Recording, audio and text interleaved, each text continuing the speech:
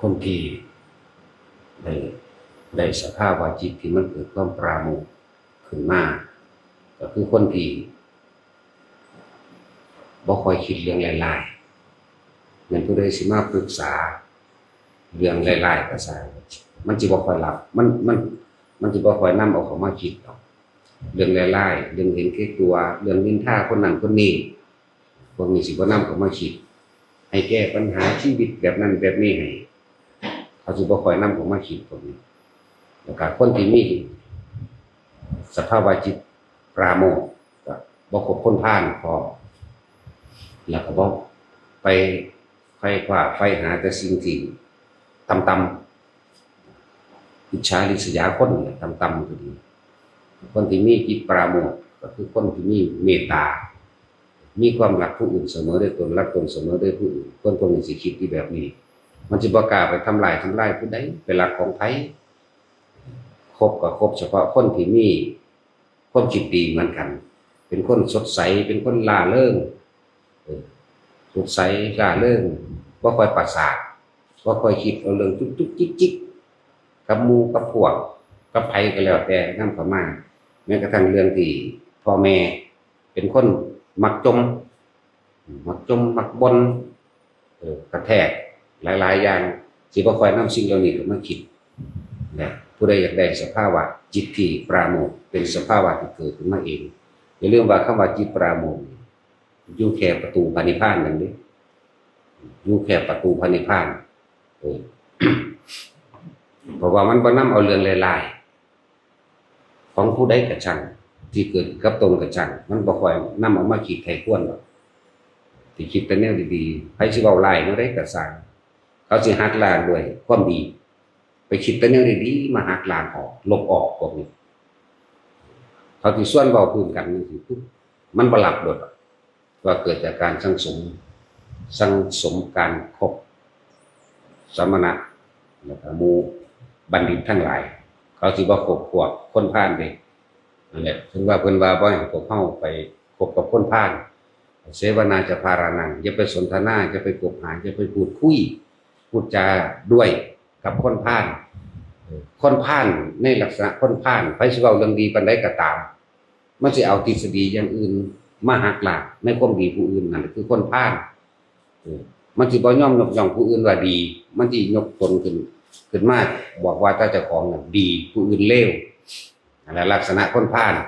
เห็นแก่ตัวหวงแม้กระทั่งชื่อเสียงสิยกย่องผู้นั้นผู้นี้บ่กล้าเด้สิรับความดีผู้อื่นบ่ได้นี่คือลักษณะคนพาลเฮายกตัวอย่างดีๆมันสิเอาตัวอย่างหลายๆสังเกตโลดคนคบกันอยู่ในนี่ก็ดีอยู่ไสก็ตามแต่เฮาเว้าเรื่องดีๆแนะนำไปดีๆมันสิไปหายกเรื่องหลายๆเข้ามาคบเพื่อนเข้ามาเพื่อเฮ็ดให้เห็นคล้อยตามไปน้ำมันนั่นแหละคนพาลมันอยู่ในจิตตสันดานผมจึงว่าบ่ให้ไปคบค้าสมาคมกับคนพาลนี่คือลักษณะคนพาลมีแต่พาลไปหาทุกข์เด้จังซั่นเวลาชักชวนเว้ามักชักชวนเว้าพื้นคนพาลลูกผู้นั้นบ่ดีลูกผู้นี้บ่ดีอีนั่นบ่ดีบักนั้นบ่ดีเห็นแก่โตจังซั่นจังซี่ผู้นั้นเป็นคนมักนินทาคนเด้อจังซั่นจังซี่ว่าโตมันเองกำลังนินทาคนน่ะมันบ่ได้รู้ตัวเด้จังซั่นเนี่ยลักษณะคนพาลเป็นแบบนั้นเป็นคนเรื่องมากอยากได้เอาแต่ใจเจ้าของคนพาลทั้งเรื่องมากจุกๆจิกๆเพื่อจะให้คนอื่นยอมเจ้าของนั่นเองยอมแม้กระทั่งความเห็นหลายๆอย่างนั่นแหละของคนพาลมักใส่ร้ายคนดอกนี่แหละอย่าคบ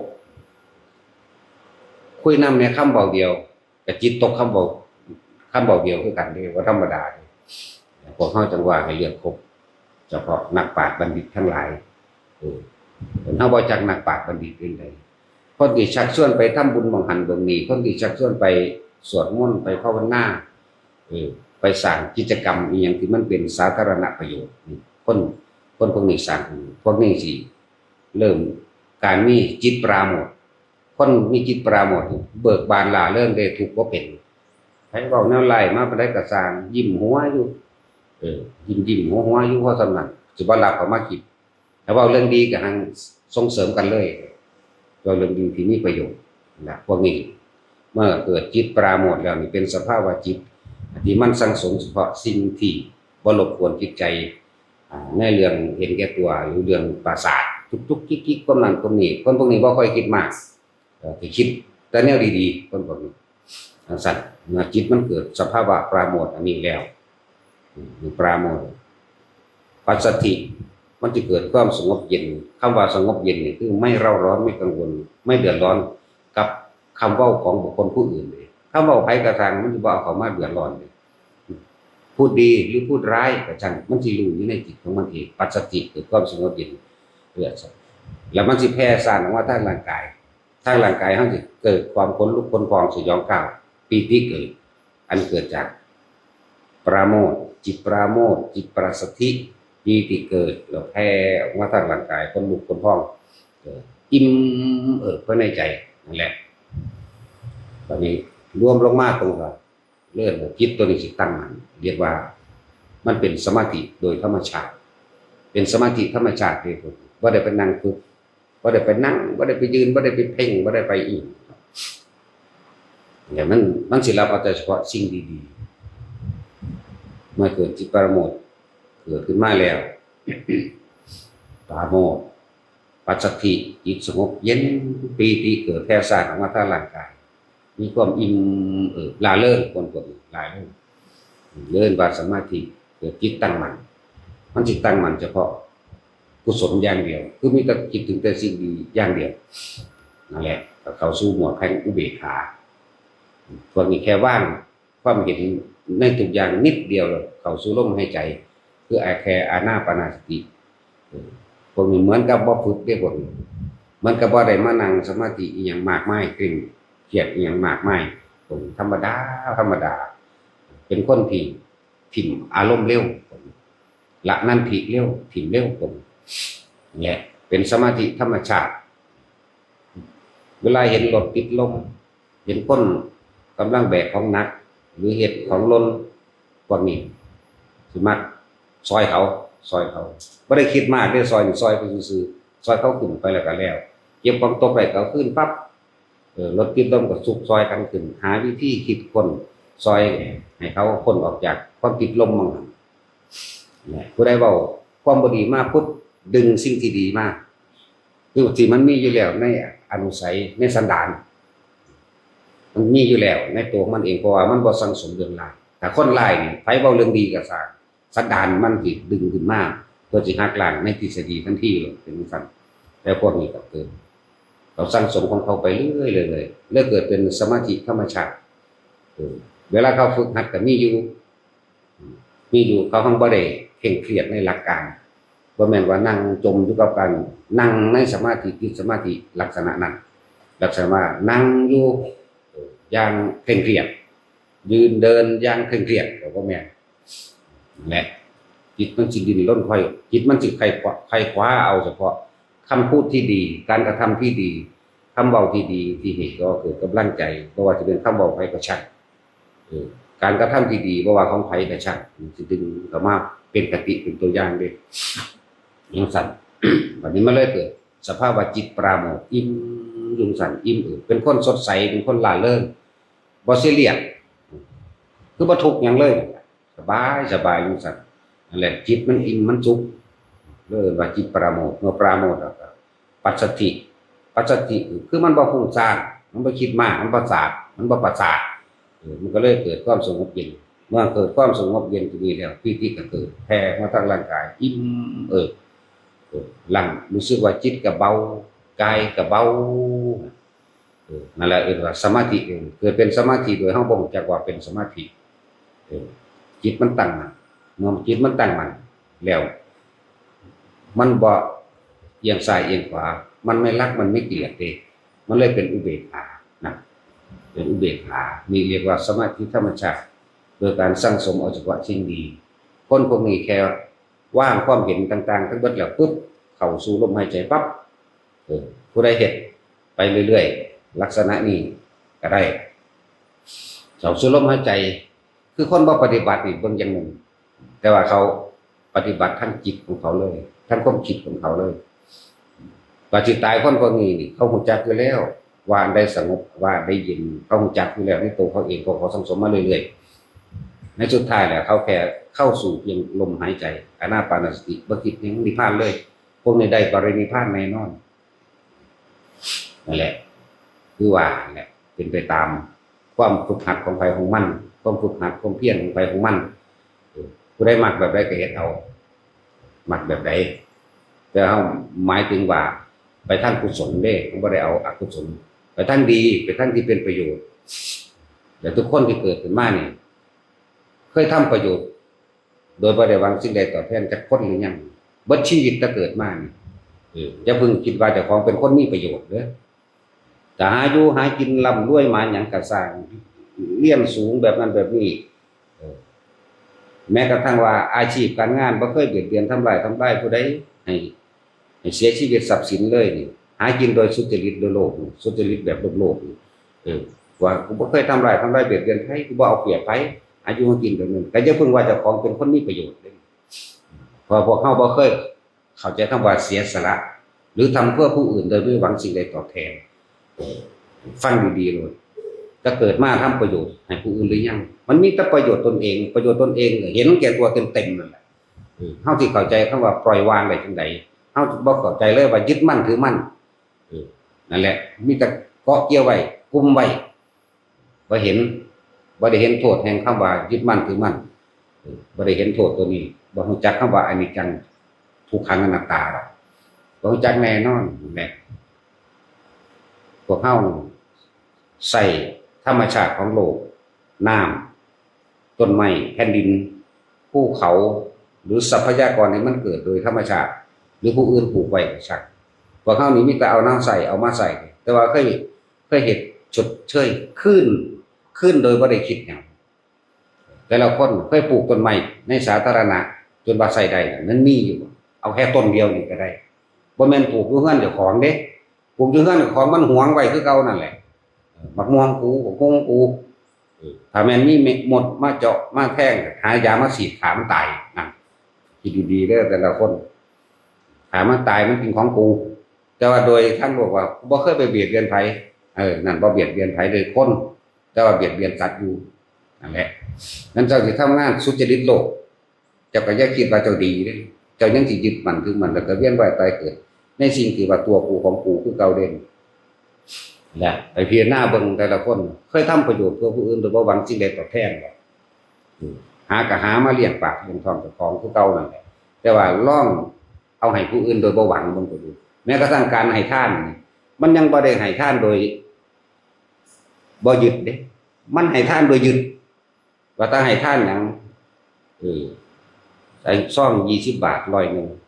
ปรารถนานั่นปรารถนานี่ขอนั่นขอนี่อยู่นั่นเห็นบ่ล่ะขอสารพัดขอสวรรค์ขอวิมานขอไปเกิดเป็นลูกพ่อแม่เดียวกันอีกขอไปเกิดเป็นผัวเป็นเมียกันอีกขออายุยืนอีกนะขออายุยืนขอบ่เป็นโรคอีกถึงสั่นล่ะนั่นแหละจังว่าขนาดให้ทานมีโอกาสที่ทำได้ง่ายที่สุดที่พระพุทธเจ้าสั่งสอนแต่ว่าเฮาบ่เคยน้อมเข้ามาสิภาษาหยังก็ไปหาปลูกต้นไม้ให้ผู้อื่นใช้สิภาษาหยังก็ไปขุดบ่อน้ำสิภาษาหยังก็ไปสร้างถนนหนทางสิภาษาหยังกับการไปสร้างสะพานคนเดินฟรีๆเอาแม่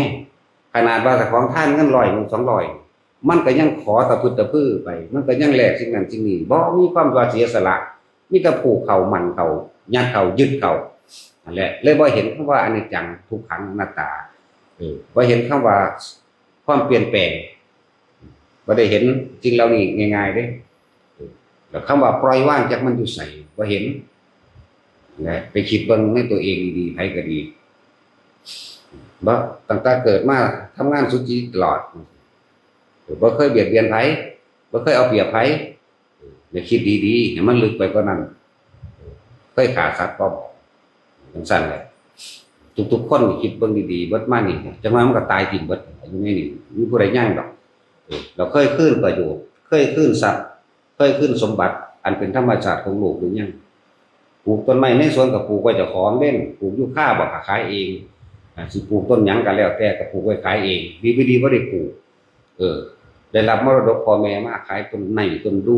ขายต้นกุ้งขายต้นจิกขายต้นย่าง ปลูกกบยางก็ไว้กรีดยางไว้เลี้ยงของแต่ว่าที่ว่าที่เฮ็ดให้เพื่อผู้อื่นมันมีคิดเบิ่งดีๆเด้อแต่ละคนต้นไม้ต้นหนึ่งก็เคยปลูกอยู่แต่ว่าตัดนี่นับประมาณบ่ได้เด้ตัดนี่นับบ่ได้เลยจักผู้ใดปลูกจักมันอยู่ไสจักเป็นของไผของสาธารณะตัดโลดนั่นแหละไปคิดเบิ่งแต่ละคนเคยเกิดมันมีประโยชน์มีแต่เป็นโทษทั้งนั้นมีแต่ยึดว่าแนวง่ายที่สุดที่เฮาเห็นง่ายที่สุดนี่แหมหรือเฮาไปหาเงินมาได้โดยสุจริตขนาดมาค้านแล้วมันยังมาซื้อเอาอายุยืนซื้อเอาความบ่มีโรคซื้อเอาความรวยกว่าเก่านั่นมันเอามาแลกเด้นั่นน่ะว่าตะท่านเขา20 บาทอยากถูกลอตเตอรี่แล้ววันที่1แจ็คพอตอยากอายุยืนพอบ่ปวดบ่ไข้บ่ป่วยพอบ่พัดพลาดจากสิ่งที่รักพร้อมมันบ่ได้ขอให้แต่เจ้าของผู้เดียวมันขอให้ผู้อื่นพร้อมลูกเต้าเราหลานก็มันพวกนี้ก็พ่อพ่อแม่นั่นแหละมันได้ฟังธรรมพุทธเจ้าบ่เข้าใจนั่นแหละจังพวกนี้มาฟังดูๆถ้าอยากรู้จักฟังดูเขาค่อยเข้าใจค่อยมีความเห็นตามความเป็นจริงแบบนั้นความเห็นตามความเป็นจริงเป็นจริงว่าหยังเฮาทุกข์เพราะว่าเฮายึดเพราะว่าเฮายึดความร่ำรวยก็ยึดมันธรรมดาเด้คน100 ปีแล้วยังมาถวายเงินอาจารย์ปรับสาธุเด้ออาจารย์ที่ผู้ขาอายุยืนเด้อมันสิยืนไปฮอดไสมัน99 ปีแล้วแม่สิยืนไปหม้องใดอีกเฮาก็ห้องใส่โดนแล้วโอ้ยพอตายก็โดนแล้วถ้าอยู่ยืนไปก็เก่ามันสิเพิ่มบาปเก่ามันคิดกันแนวบ่ดีคิดตั้งแต่อยากอายุยืนคิดแต่ยึดมั่นถือมั่นบ่ได้เห็นเลยพุทธเจ้าสอนอนิจจังอนัตตาแล้วทั้งสั้นแล้วสอนการเกิดเป็นทุกข์เพราะว่าหยังเกิดมาแล้วก็ต้องหิวต้องร้อนต้องหนาวต้องเจ็บต้องไข้ต้องป่วยพัดพลาดจากสิ่งที่รักสุดท้ายก็ย่านตายก็ตายซ้ำคือเก่านั่นแหละมันบอกว่าคนที่แม้นมีชีวิตอยู่เพียงแค่วันเดียวแต่ว่าเห็นสัจธรรมเห็นความจริงเห็นอนิจจังเห็นทุกข์ในการเกิดเราเห็นอนัตตาในความแตกดับส่วนไปเนี่ยมันมีค่ายิ่งกว่าคนมีชีวิต100 ปีเด้จึงบอกว่าเห็นอนิจจังทุกขังอนัตตาแม้เพียงชั่วขณะจิตเดียวยังมีคุณค่ายิ่งกว่าคนที่มีอายุถึง100 ปี100 ปีเจ้าก็หากินได้เจ้าก็บ่แบ่งปันมันแบ่งปันสมมุติว่าซอยเหลือพี่น้องพวกเจ้าก็มีความหวังแลกคือเก่าหอดย่ำนั่นมันตกทุกข์ได้ยากมากมันจะลื่นกูเด้อก็ว่าคือเก่าแต่เขาบ่ซอยเวลาแต่ความลำบากมาเว้านั่นนี่อีกคนนี้ละคุณบ่จักบุญคุณคนนั่นก็ยังเฮ็ดเพื่อเจ้าของคือเก่าอยู่จะให้เข้าใจคำว่าเฮ็ดเพื่อผู้อื่นโดยบ่หวังสิ่งใดตอบแทนคำขอบคุณเฮาก็บ่เอานี่เคยเฮ็ดหรือยังแต่ละคนเกิดมาตายถิ่มหลายคนแล้วแต่บ่รู้เรื่องหยังตายถิ่มซื่อๆนี่จากโลกมนุษย์อันนี้เลยบ่ได้ขึ้นประโยชน์บ่ได้ขึ้นธรรมชาตินี่ของเคยเอามันมากินมาใส่ต้นไม้ก็เอาไปเท่าใดแล้วภูเขาก็ถล่มทลายไปเท่าใดแล้วแม่นบ่ล่ะน้ำสร้างน้ำบ่อจักผู้ใดขุดไว้กูของเขาไปกินอย่างเดียวบ่ฮู้จักว่าต้นเหตุสาเหตุมาจากสาเหตุด้วยหยังอีกทั้งขนาดนั้นเด้ว่าธรรมดากินสัตว์กินผู้อื่นไปเท่าใดแล้วเคยปล่อยมันไปโดยที่บ่ได้หวังสิ่งใดตอบแทนเลยปล่อยสัตว์ก็ปล่อยนกก็ว่าจะเป็นอิสระจากหนี้วะธรรมดาเป็นหนี้เท่านั้นเท่านี้ผู้ขามีชีวิตอิสระเด้อวะต้องเที่ยวคุยดูดังนกโดยมึงได้เป็นนกแน่ๆแต่มึงคิดน้ำนกสัตว์เดรัจฉานจะจัดแต่ความประเสริฐก็นั่นแต่ว่าบ่เข้าใจคำประเสริฐของเองกินไข่มดแดงก็ได้แล้วกินขวาแมงจีนู่นกินปนกบปนเขียดปนปูปนป่าไปเท่าใดแล้วกินเป็ดกินไก่มาเท่าใดแล้วแล้วจังซั่นแล้วแต่เวลาไปปล่อยมันปล่อยบ่กี่โตดอกปล่อยปลาลงน้ำใหญ่สิครับผู้ขาเป็นเศรษฐีโลดนั่นว่าล่ะปล่อยปลาไหลก็อยากมีชีวิตไหลลื่นอย่างที่จะกันงานไหลลื่นว่าซ่านจังซั่นแล้วจากปล่อยเต่าก็อยากอายุยืนมันบ่ได้รู้จักว่ามันตายอยู่บ่สิยืนส่ำใดนั่นแหละให้ไปพิจารณาให้เห็นความจริงธรรมะนี่บ่เคยแบ่งแยกบ่ชนชาติศาสนาใดทั้งเบิดบ่แบ่งแยกธรรมะแปลว่าอนิจจังทุกขังอนัตตาทุกสิ่งทุกอย่างหาความจริงแล้วอย่างยืนบ่ได้ผู้ใดเข้าไปยึดมั่นถือมั่นเป็นทุกข์เสมอกันสุดท้ายแล้วก็สู่ความแตกดับผู้ตายเสมอกันเด้ทุกชนชาติศาสนานี่ชาติกูศาสนากูตัวกูของกูนี่แหละเป็นเครื่องกั้นธรรมะเป็นเครื่องกั้นความจริงที่เฮาเพิ่งสิเห็นได้ กันความจริงทุกชนชาติศาสนาบัดนี้ลองเอาธรรมะเข้าไปใส่เอาความจริงเข้าไปใส่เกิดแก่เจ็บตายหิวร้อนหนาวเจ็บไข้ได้ป่วยไม่สบายเสมอกันเบิดสุดท้ายก็ตายเสมอกันเบิดและสิ่งที่มันฝังอยู่ในใจของแต่ละคนทุกคนปรารถนาความสุขสงบสุขสันติเหมือนกันหมดบ่ได้เกี่ยวกับว่าศาสนาใดอีกบ่ได้เกี่ยวกันเลยนี่คือธรรมะแต่ว่าอย่าเอาคำว่าประเทศนั้นประเทศนี้มันเป็นเกินแบ่งแยกเพื่อยกตนหรือเอาการศึกษามาเข้าเป็นการเทียบชนชั้นวรรณะว่ากูเรียนสูงกูนี่เรียนต่ำเป็นคนเลวบ่แม่นเด้รวยจนเรียนสูงหรือบ่ได้เรียนก็สร้างบ่ได้เกี่ยวกับการว่าพวกคนขอทานที่เป็นคนเลวบ่แม่นเด้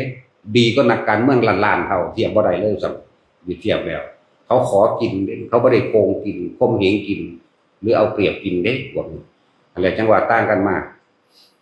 คนรวยบ่แม่นว่าสิเป็นคนดีคนรวยดีก็มีถ้าเสียสละคนทุกข์คนบ่มีหยังก็สร้างทุกข์ดีก็มีเขาเสียสละพวกทุกข์นั่นแหละเสียสละกว่าคนรวยอีกบ่ล่ะนั่นแหละคือพวกที่เขามาเฮ็ดปลูกต้นไม้นี่เป็นสาธารณะนั่นเขาเริ่มรู้จักคำว่าเสียสละบ่ได้หวังหยังเด้ปลูกไว้ก็บ่เป็นเจ้าของอีกบ่เป็นของเจ้าของอีกบัดนี้สัตว์ก็ได้กินคนก็ได้กินสัตว์ได้อาศัยอยู่คนก็อาศัยอยู่ขุดบ่อน้ำนั่นกินไปเบิดทุกคนสัตว์ก็ได้กินคนก็ได้กินพร้อมนี่แหละจังว่าคำว่าเสียสละตะของเองเด้เสียหรือยังจักไปตักน้ำสางไผมากินจักเอาน้ำบ่อบาดาลไผมากินจักไปอาบน้ำไผเนาะแต่เคยรู้จักเบื้องหลังของมันอยู่บอกว่ามีที่มาจากไสมาจากความเสียสละของไผตัวเองเคยเสียสละหรือยังต้นไม้ที่ตัดมาใส่มาปลูกบ้านสร้างเรือนมาเฮ็ดหัวเฮ็ดสวนมาเฮ็ดอ้าวผามาเฮ็ดหลายๆอย่างที่เป็นเครื่องใช้ไผปลูกเจ้าของเคยปลูกอยู่บ่เจ้าของเคยเฮ็ดขึ้นเขาอยู่บ่ขึ้นโลกนี่แหละบ่ได้ขึ้นทางอื่นนั่นแหละแต่เฮาบ่รู้จักตัวนี้เฮาบ่รู้จักการเสียสละขึ้นเฮาก็สิบ่รู้จักคำว่าอนิจจังทุกขังอนัตตาบ่จักอริยสัจสี่บ่ฟังคำสอนพระเจ้าบ่ออกพวกนี้ฝึกหัดกันเข้าวัดดูๆแน่เกิดมาตายเบิดได้อยู่นี่บ่มีไผบ่ตายนั่นแหละพอ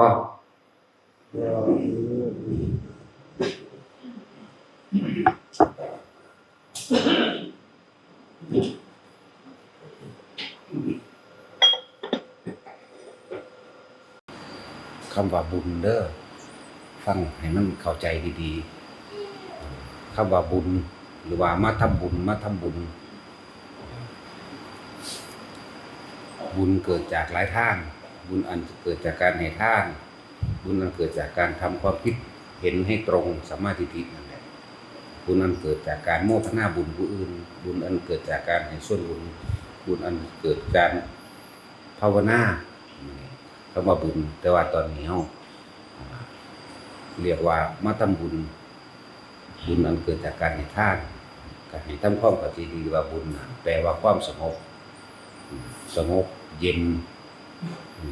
บ่แม่นว่าทำบุญเพื่อให้ร่ำให้รวยเด้บ่แม่นทำบุญเพื่อให้ได้สิ่งที่ตัวเองปรารถนา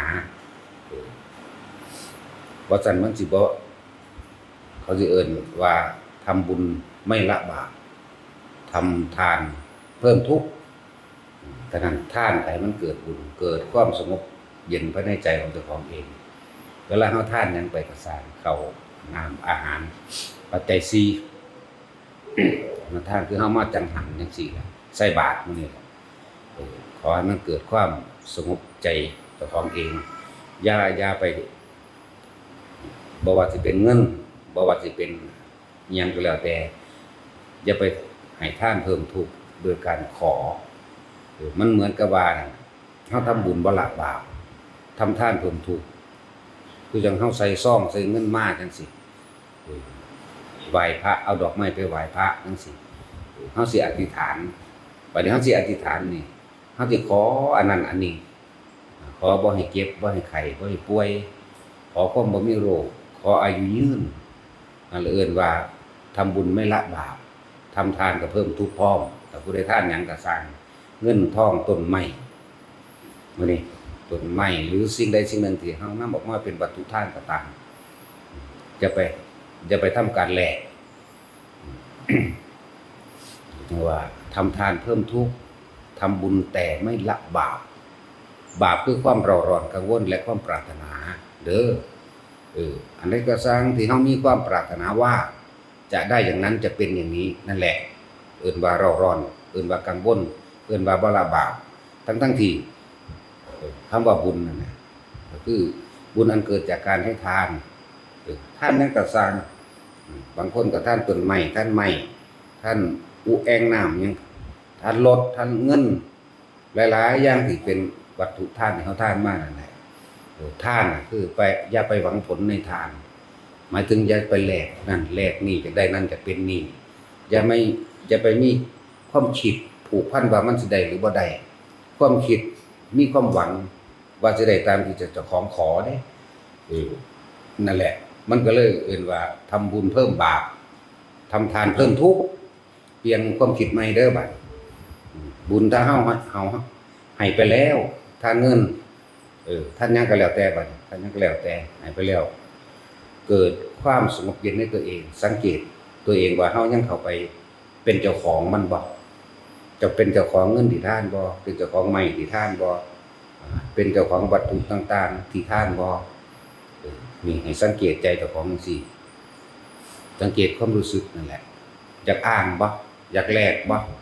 ยากได้นั่นอยากเป็นนี่บ่เนี่ยเพิ่นจึงพระพุทธเจ้าเฮาเพิ่นจึงบอกวิธีให้ทานอย่างไรเนี่ยจึงจะถึงนิพพานได้ฟังดีๆว่าให้ทานโดยไม่หวังผลในทานบ่ได้แลกความเป็นความใดไม่มีจิตผูกพันคือบ่คิดถึงเลยว่ามึงสิได้หยังก็ช่างบ่คิดถึงเลยว่าสิได้หยังเป็นหยังก็ตามถือว่าให้ทานอย่าหวังผลในทานอย่ามีจิตผูกพันในผลแห่งทานทานตัวนี้ท่านโดยความสละออกบ่มีความคิดถึงว่าเป็นเจ้าของอันนั้นของกูนี่ของกูก็บ่ว่า เพื่อสิเอาไปแลกนั่นแลกนี่ก็บ่ว่าว่างไปเลยใส่บาตรไปเลยผู้ใส่บาตรจะจังหันก็จังหันไปเลยผู้ทานเงินก็สร้างใส่ซองนั่นใส่ซองนี่หยอดตู้ยังก็แล้วแต่แล้วไปเลยบ่คิดหยังคำว่าบัดนี้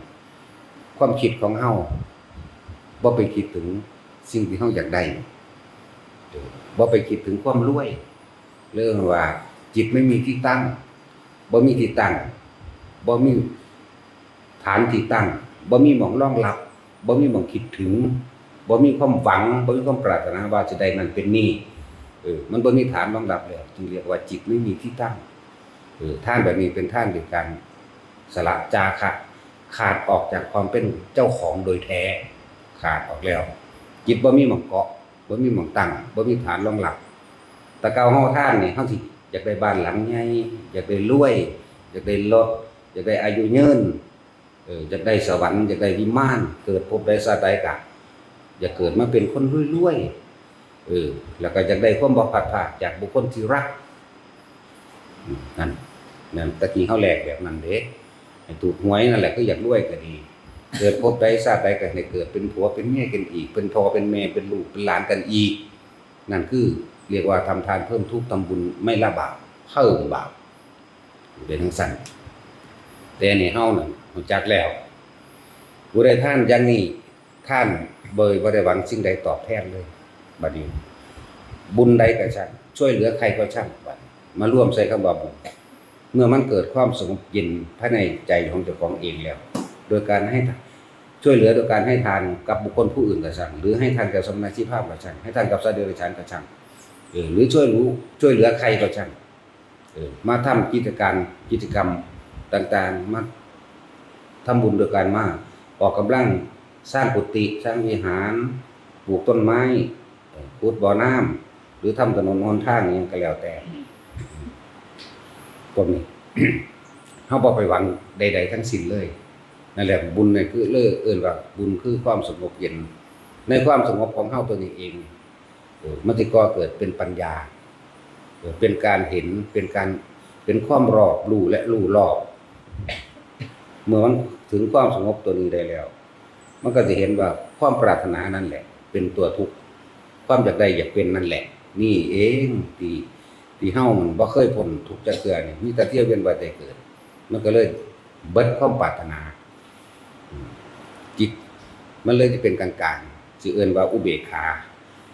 ถึงจะเป็นอุเบกขาเวทนาก็ช่าง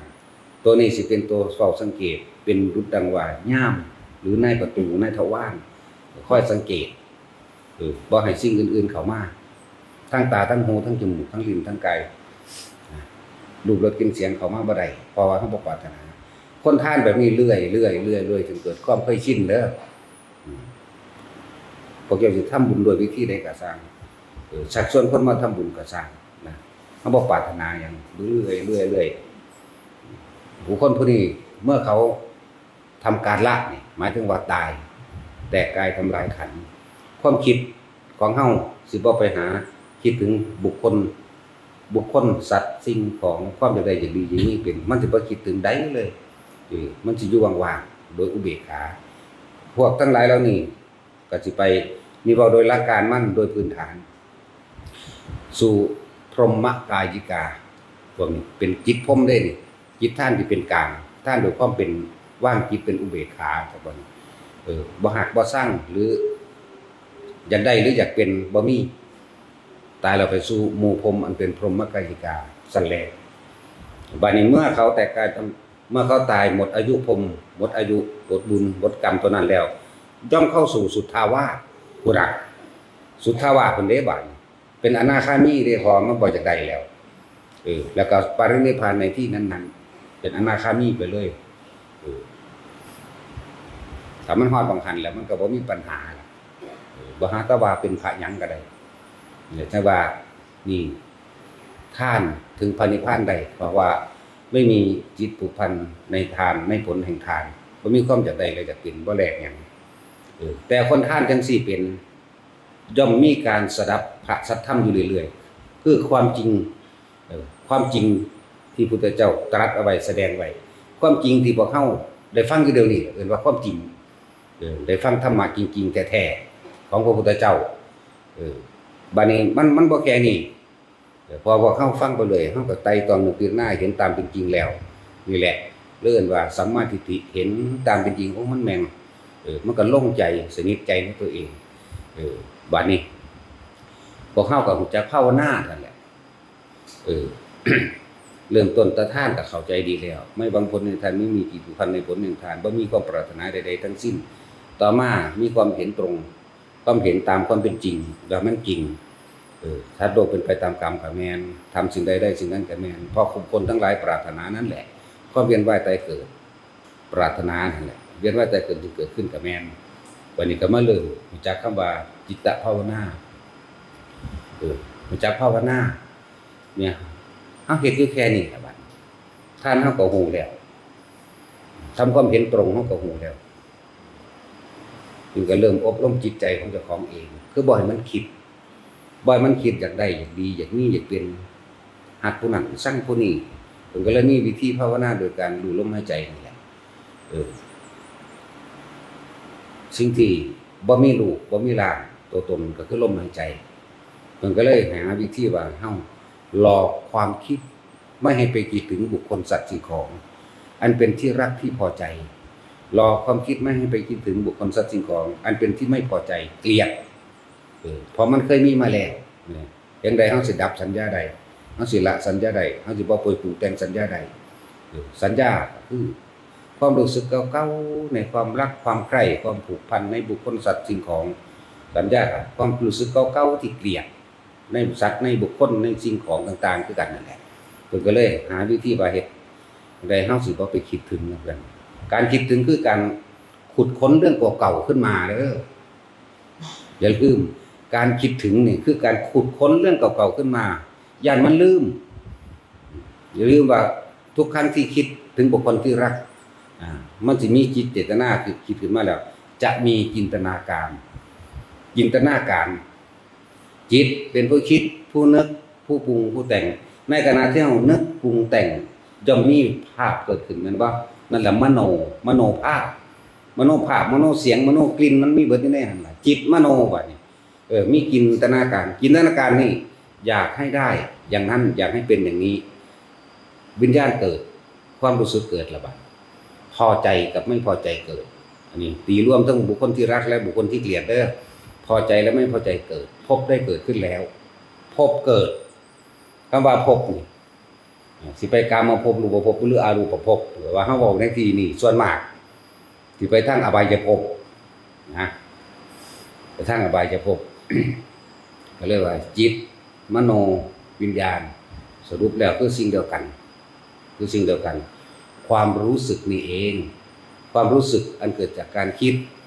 ว่าทุกครั้งที่คิดต้องเกิดจากสัญญาคือมโนภาพจำนึกภาพจำของเฮาเองจำเรื่องราวต่างๆจำความรู้สึกต่างๆเก่าๆหรือจินตนาการอยากให้มันเป็นแบบนั้นแบบนั้นเกิดความรู้สึกใหม่คือรู้สึกใหม่คือรู้สึกพอใจและไม่พอใจอันเก่านี่แหละมันรู้สึกใหม่ก็ดีแล้วพบได้เกิดขึ้นแล้วถ้าพบมันเกิดแล้วสว่าเฮาตายในขณะที่คิดถึงอารมณ์ค้างพบเกิดตายตอนนั้นปุ๊บเป็นไปตามอารมณ์ความรู้สึกถ้า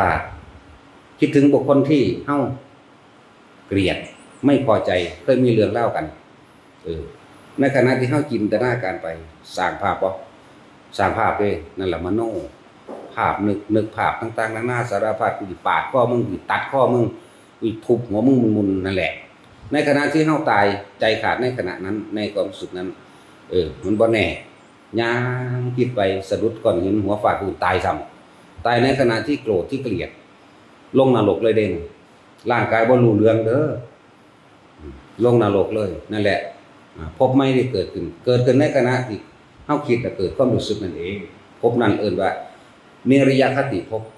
เป็นนรกบัดในการคิดถึงสิ่งที่อยากได้โลภอันนี้โลภมีความอยากได้คิดถึงได้บุษได้นอเนี่ยคิดไปความคิดของเฮาย่อมไปจับสัญญาในสิ่งที่เฮาอยากได้ในตัวนั้นมโนภาพก็ย่อมปรุงแต่งเกิดจากได้แต่คือว่าอยากได้หน้าหรืออยากได้งัวได้ควายก็ช่างมันสินึกคิดปรุงแต่งกูสิเอามาทำมันเป็นงัวก็มาขุนแบบนั้นแบบนี้สิเอาไปเลี้ยงหั่นสิเอาไปเลี้ยงนี่มีหญ้าอยู่หั่นนี่กูสิปลูกหญ้าจังซั่นจังซี่ในความรู้สึกนี่โอ้ยงามแท้นี่โลภมันเกิดจิตโลภมันเกิดมันอยากได้มากมันอยากได้มากพอดีสะดุดต้นไม้หัวตอกฟาดพื้นตายซ้ำไปเป็นเปรตนี่ส่วนมากมันจะไปที่เด้อคนทั้งหลายดิเป็นเปรตแต่ความคิดบัดนี้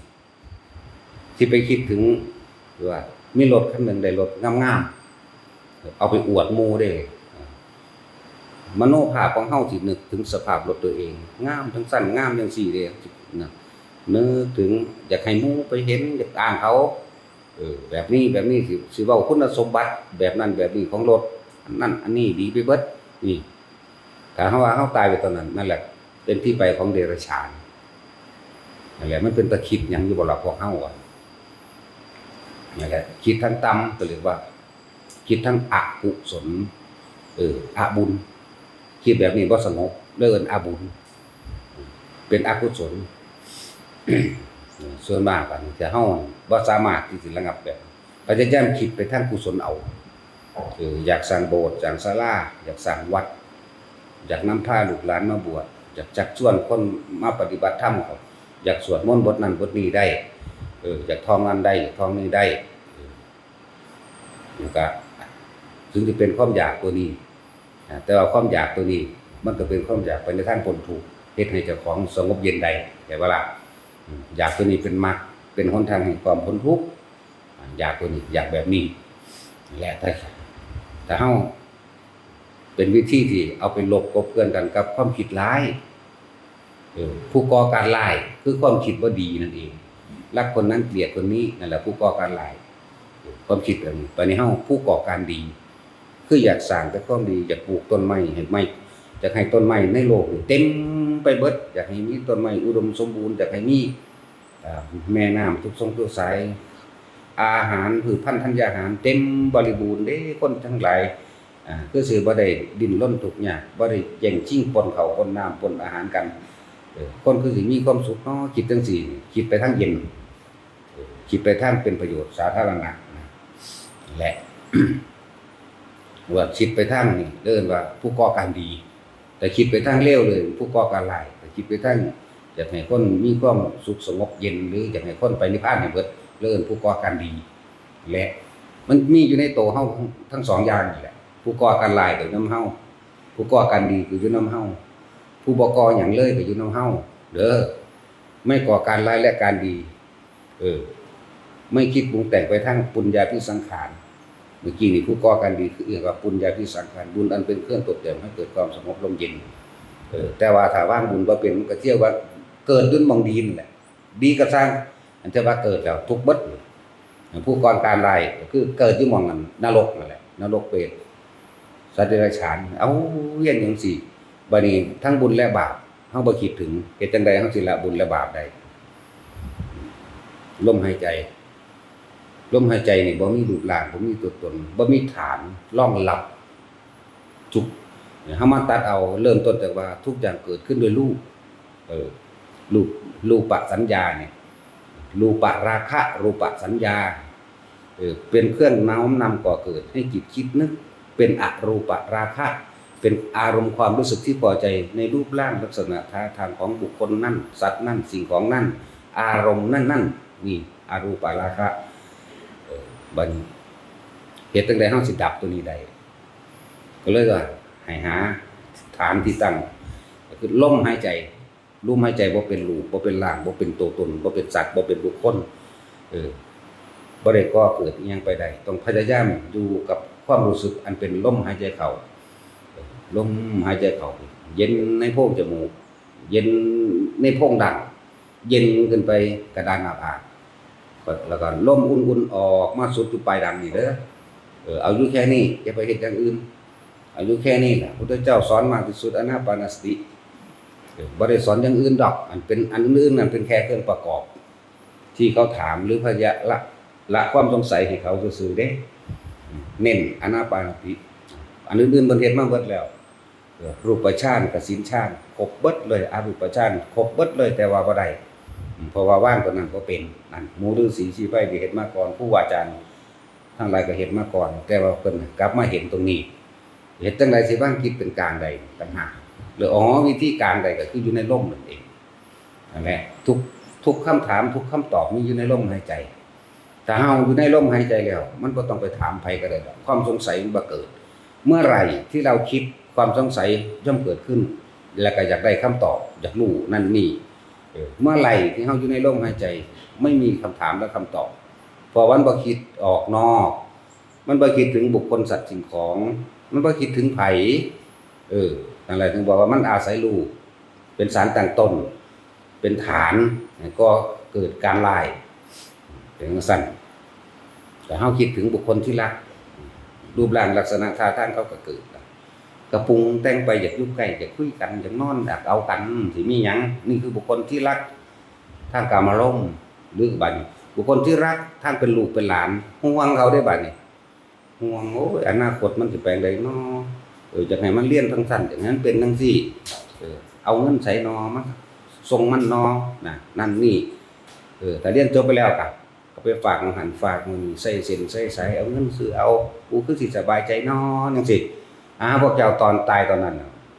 ตอนนรกได้นั่นตกนรกอย่างเดียวได้แต่ลักษณะกังวลจักว่านั่นแหละมันก่อการร้ายให้พวกเจ้าไปตกในที่ร้ายๆถึงบอกว่าพยายามอยู่กับลมหายใจเถอะแต่ผู้ใดอยู่ในลมหายใจแล้วก็ต้องไปถ้าออกคิดปุ๊บนี่สงสัยเรื่องนั้นนี่รวดเอาจักกูเฮ็ดผิดหรือกูเฮ็ดถูกกูคือเป็นซื่อๆอยู่นั่นเพราะว่ามันบ่เคยเป็นมันเลยไปคิดออกเลยไปถามหาผู้นั้นผู้นี้ว่าอันนั้นผิดหรืออันนั้นถูกเด้อยู่ในลมหายใจมันซื่อๆมันจืดมันบ่มีรสชาติมันบ่คือทางโลกก็คือคนที่สร้างมันมีรสชาติมาเผ็ดแสบร้อนกันมากกระวนกระวายจะไปฆ่าปาดคอมันโลดจังซั่นแต่คิดถึงคนที่ฮักคนที่พอใจ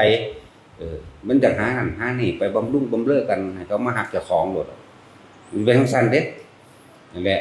เราร้อนกังวลเบิดนั่นแหละแต่อยู่ในลมหายใจมันบ่มีดอกความเราร้อนกังวลอย่าคิดออกดิรู้จักเคล็ดลับมันคักแล้วก็อยู่แต่ในลมนั่นแหละมันสิเป็นหยังบ่เป็นหยังก็สร้างหัวมันเขาบ่ได้สำคัญว่าเป็นดอกที่ว่าเป็นอรหันต์เป็นอันนั้นอันนี้มันเป็นแค่เครื่องล่อซื่อๆดอกล่อจากคนนั่นบ่ไปสร้างเวรสร้างกรรมสร้างบาปเพราะการสร้างทุกครั้งการคิดทุกครั้งจิตเจตนาทุกครั้งเรียกว่ากรรมได้เกิดขึ้นแล้วกรรมก็คือจิตเจตนาเนี่ยเป็นโตกรรมใหญ่มันเลยเฮาขามันโลดขาหัวมันเจ้ากรรมกับเจ้าเวรเนี่ยคือเจ้าพญาจิตตลาดของเฮาเองนี่แหละ แต่จะฆ่าเจ้ากรรมในายเวรฆ่าความคิดของเจ้าของให้ได้ฆ่าจิตฆ่าเจตนาเจ้าของให้ได้จงพยายามอยู่กับลมหายใจให้ได้มันสิไปใส่นิพพานบ่แม่นเป็นของอยู่ไกลบ่แม่นเป็นของที่ฝังต้องเป็นจังซั่นต้องเฮ็ดแบบนี้ดอกนิพพานมันบ่เฮ็ดหยังดอกเฮ็ดอยู่ในลมหายใจเท่านั้นนิพพานก็ดีนิพพานแปลว่าดับความคิดปรุงแต่งในความอยากได้อยากดีอยากมีอยากเป็นเมื่อมันบ่มีความคิดอยากได้อยากดีมีเป็นแล้วมันก็เย็นสบายไม่เร่าร้อนไม่กังวลมันบ่มีเรื่องใดเข้ามาได้เลยเลิ่นว่ามันจืดสนิทนั่นแหละว่านิพพานก็อยู่ในหูดังเฮานั่นแหละพระอรหันต์ก็อยู่ในหูดังเฮาเด้อบ่ได้อยู่ร่างอื่นเลยอยู่ในกายเฮานี่เองอยู่ในลมหายใจเฮานี่เองพวกเจ้าจะไปหาบ่มีหรอกพระอรหันต์นั่นถ้าเจ้าอยากเห็นนั่นให้เบิ่งในลมหายใจพวกเจ้าเด้ออยู่ในลมหายใจนี้เข้าใจว่าล่ะเป็นจังซั่นนิพพานก็บ่ต้องไปคิดว่ามันสิอยู่พุ่นอยู่พี่มันก็อยู่ในลมพวกเจ้าเองนั่นแหละลมหายใจบ่มีรูปบ่มีร่างบ่มีตัวบ่มีตนบ่เป็นสัตว์บ่เป็นบุคคลเด้อเข้าใจว่าล่ะเน้นอยู่ตรงนี้ละนั่นแหละสิไปแสวงหามึงได้อีกบุญความสงบก็เกิดที่จากเจ้าของที่เขามาสู่ลมนั่นแหละบุญแปลว่าความสงบเย็นเด้อบ่แม่นว่าเฮ็ดบุญท่านนั้นท่านนี้ดันนั้นนี่แล้วอยากร่ำอยากรวยจะได้ดังใจมันบ่แม่นได้บาปพวกนั้นหาคนมาเฮ็ดเพื่อว่าสิได้ตามสิ่งที่ตัวเองหวังทำบุญแก้บาปทำบุญแก้บนจังซี่ก็มีบวชแก้บาปบวชแก้บนผิดทั้งหมดนะบ่มีสิ่งใดสิ่งหนึ่งมาปรุงแต่งให้เฮาได้นอกจากตัวเฮาเองอย่างนั้นมั่นใจคำสอนพระพุทธเจ้าโลดสัตว์โลกเป็นไปตามกรรมนี่คือการกระทำของเราเองเจ้ากรรมนายเวรเฮากับจิตเจตนาของเฮาเองความคิดเฮาเองนี่แหละเจ้ากรรมนายเวรเดี๋ยวมันก็สร้างบาปแล้วสร้างบุญอยู่เพราะตำนั้นแหละเป็นจังซี่นี่เจ้ากรรมนายเวรคือเจ้าของเองนั่นแหละบ่ได้ไปโทษไผนั่นแหละถ้าจะฆ่าให้ฆ่าเจ้าของฆ่าจิตฆ่าเจตนาฆ่าความคิดแต่จะฆ่าพวกนี้นั่นน่ะบ่มีโทษบ่มีภัยบ่มีผิดต่อไปอีกพยายามเอาลมหายใจฆ่ามันเข้าใจว่าล่ะดูกับลมเข้าอยู่กับลมออกนั่นแหละเอาละพอนะจักว่าล่ะตนเป็นคนสำคัญคือการสำคัญว่าอยากได้ความรักตอบนั่นเองบ่แม่นว่าสิเป็นฐานะในความรักของพ่อแม่ฮักลูกหรือลูกฮักพ่อแม่ฮักพี่น้องกันเองแล้วแต่ ยิ่งรักในฐานะปู่ย่าตายายลุงป้าอาเอาพี่น้องต่างๆทุกความรักแต่ละคนน่ะย่อมมีความยกตนเป็นคนสำคัญขึ้นมาในแต่ตามฐานะแล้วก็เรียกร้องความสนใจและเห็นใจสิไปว่าอย่างนั้นกับความรักระหว่างหนุ่มสาวความรักต่างๆทั้งหลายนี่สร้างความสุขก็ได้สร้างความเศร้าก็ได้สร้างความสูญเสียก็ได้ในความรักตัวเดียวได้ว่าความรักความอาลัยทั้งหลายเฮ็ดให้สัตว์ทั้งหลายนี่เวียนว่ายแต่เกิดมากที่สุดโดยเฉพาะความรักที่ปรารถนาหวังการครอบครองเพื่อสนองตัณหาตนตัวนี้แหละสัตว์ทั้งหลายเวียนว่ายแต่เกิดมากที่สุดว่าผู้ใดมีรักที่ปรารถนาการครอบครองผู้นั้นย่อมมีทุกข์แต่ผู้ใดมีรักที่ไม่ปรารถนาการครอบครองไม่ได้เอาไว้นี่เพื่อสนองตัณหาตนความรักอันที่บริสุทธิ์นั้นผู้นั้นจะไม่ทุกข์จากว่าถือว่าความรักทั้งหลายที่ปรารถนาการครอบครองเพื่อสนองตัณหาตนรักทั้งหลายเหล่านั้นสุขมั่งเศร้ามั่งสูญเสียมั่งอยากเป็นเหตุให้สัตว์ทั้งหลายเวียนว่ายแต่เกิดเด้อมันพากันวนไปเวียนมาอย่างนี้ก็เพราะความรักนั่นแหละความรักก็เกิดความอาลัยมีทั้งความพอใจและไม่พอใจสร้างทั้งความสุขและความสูญเสียนั่นแหละต้นเหตุคักๆเลยทั้งสัตว์ทั้งหลายถึงว่าผู้ใดผ่านอารมณ์ความรู้สึกในความรักได้ผู้นั้นกล่าวความยินดีพอใจในรูปร่างลักษณะท่าทางของบุคคลอันเป็นที่รักลูกผู้หญิงผู้ชายก็แล้วแต่บ่ว่าสิขี้ร้ายขี้เลเพียงใดก็ตามก็มีความรักกับเรา รักในฐานะพ่อแม่ก็หวังการครอบครองเพื่อสนองตัณหาตนอยู่อย่างหนึ่งคือกันบางคนก็ว่าหวังให้ได้ค่าดองมั่งหวังให้บวชแทนบุญคุณพ่อแม่มั่งหวังเอาไว้ใส่งานมั่งหวังเอาไว้เพื่ออาศัยตอนแก่มั่งสารพัดแต่หวังจากเวลานี่แหละจึงบอกว่าความรักมันที่เป็นไปในฐานะใดก็สร้างที่มีความหวังเมื่อความปรารถนาการครอบครองไว้สนองตัณหาตนบ่ว่าจะเป็นตัณหาได้ก็สร้างตัณหาคือเก่าคือความอยากคือเก่าเป็นความอยากนั่นแหละ ที่ไปกล่าวอย่างกับความรักของหนุ่มสาวความรักของหนุ่มสาวนะสร้างได้ทั้งความสุขและความทุกข์ความเศร้าและความสูญเสียเป็นได้ทั้งคนร้ายและคนดีความรักนี่เหตุให้คนเป็นคนร้ายก็ได้เป็นคนดีก็ได้ได้ทั้งนั้นสัตว์โลกทั้งหลายอยู่กับเวียนว่ายตายเกิดก็เพราะว่าความรักคำเดียวสร้างโลกให้สดใสแต่ว่าคำเดียวก็ทำลายโลกได้คือกันจากว่าละและผู้ใดมีรักจากว่าผู้ใดมีรักผู้นั้นเป็นทุกข์เด้บ่แม่นที่ใดเด้รู้จักว่าผู้ใดมีรักผู้นั้นเป็นทุกข์รักอันใดที่ปรารถนาการครอบครองไว้เพื่อสนองตัณหาตนรักอันนั้นแหละเป็นความทุกข์ที่ท่วมท้นกับบุคคลผู้นั้นแต่เฮาเปลี่ยนจากความรักที่ไม่ปรารถนาการครอบครองไว้สนองตัณหาตนเปลี่ยนจากความรักมาเป็นกลายเป็นว่าเมื่อเฮาเข้าถึงความจริงโดยธรรมรักใดที่เสมอด้วยรักตนเป็นไม่มีแต่เฮาหักตัวเองเฮาบ่ต้องการที่เจ็บปวดป่วยหรือให้ผู้อื่นผู้ใดผู้หนึ่งมารังแกตนเองเฮาก็รักผู้อื่นแบบนั้นคือกันแต่ว่าเฮาบ่ได้หวังการครอบครองไว้สนองตัณหาตัวเองรักความรักอันนี้เป็นความรักที่บริสุทธิ์เฮ็ดหยังก็แล้วแต่ย่อมน้อมไปเอียงไปลาดไปลงสู่ให้พ้นจากความเกิดคือนิพพานนั่นเองนี่แหละหลักของพระพุทธเจ้าจึงเปี่ยมล้นโดยคำว่าเมตตาเมตตานี่เป็นเหนือคำบรรยายแต่ว่าใส่ความรักที่โลกเขาเข้าใจกันมาอธิบายฟังซื่อๆนะเมตตานี่เหนือยิ่งกว่าความรักเข้าไปอีกกรุณาการเข้าไปให้ความช่วยเหลือทุกด้านมุทิตามีความยินดีเวลาผู้ใดได้ดีอุเบกขาสิ่งใดสิ่งหนึ่งเหนือสิ่งที่เฮาสิควบคุมได้หรือลังเอาไว้ได้วางจิตเป็นกลางจิตที่ถูกโลกกระทำกระทบแล้วไม่หวั่นไหวเนี่ยอุเบกขาเป็นทุกสั้นนั่นแหละจึงบอกว่าผู้ใดก็สร้างที่มีความรักไว้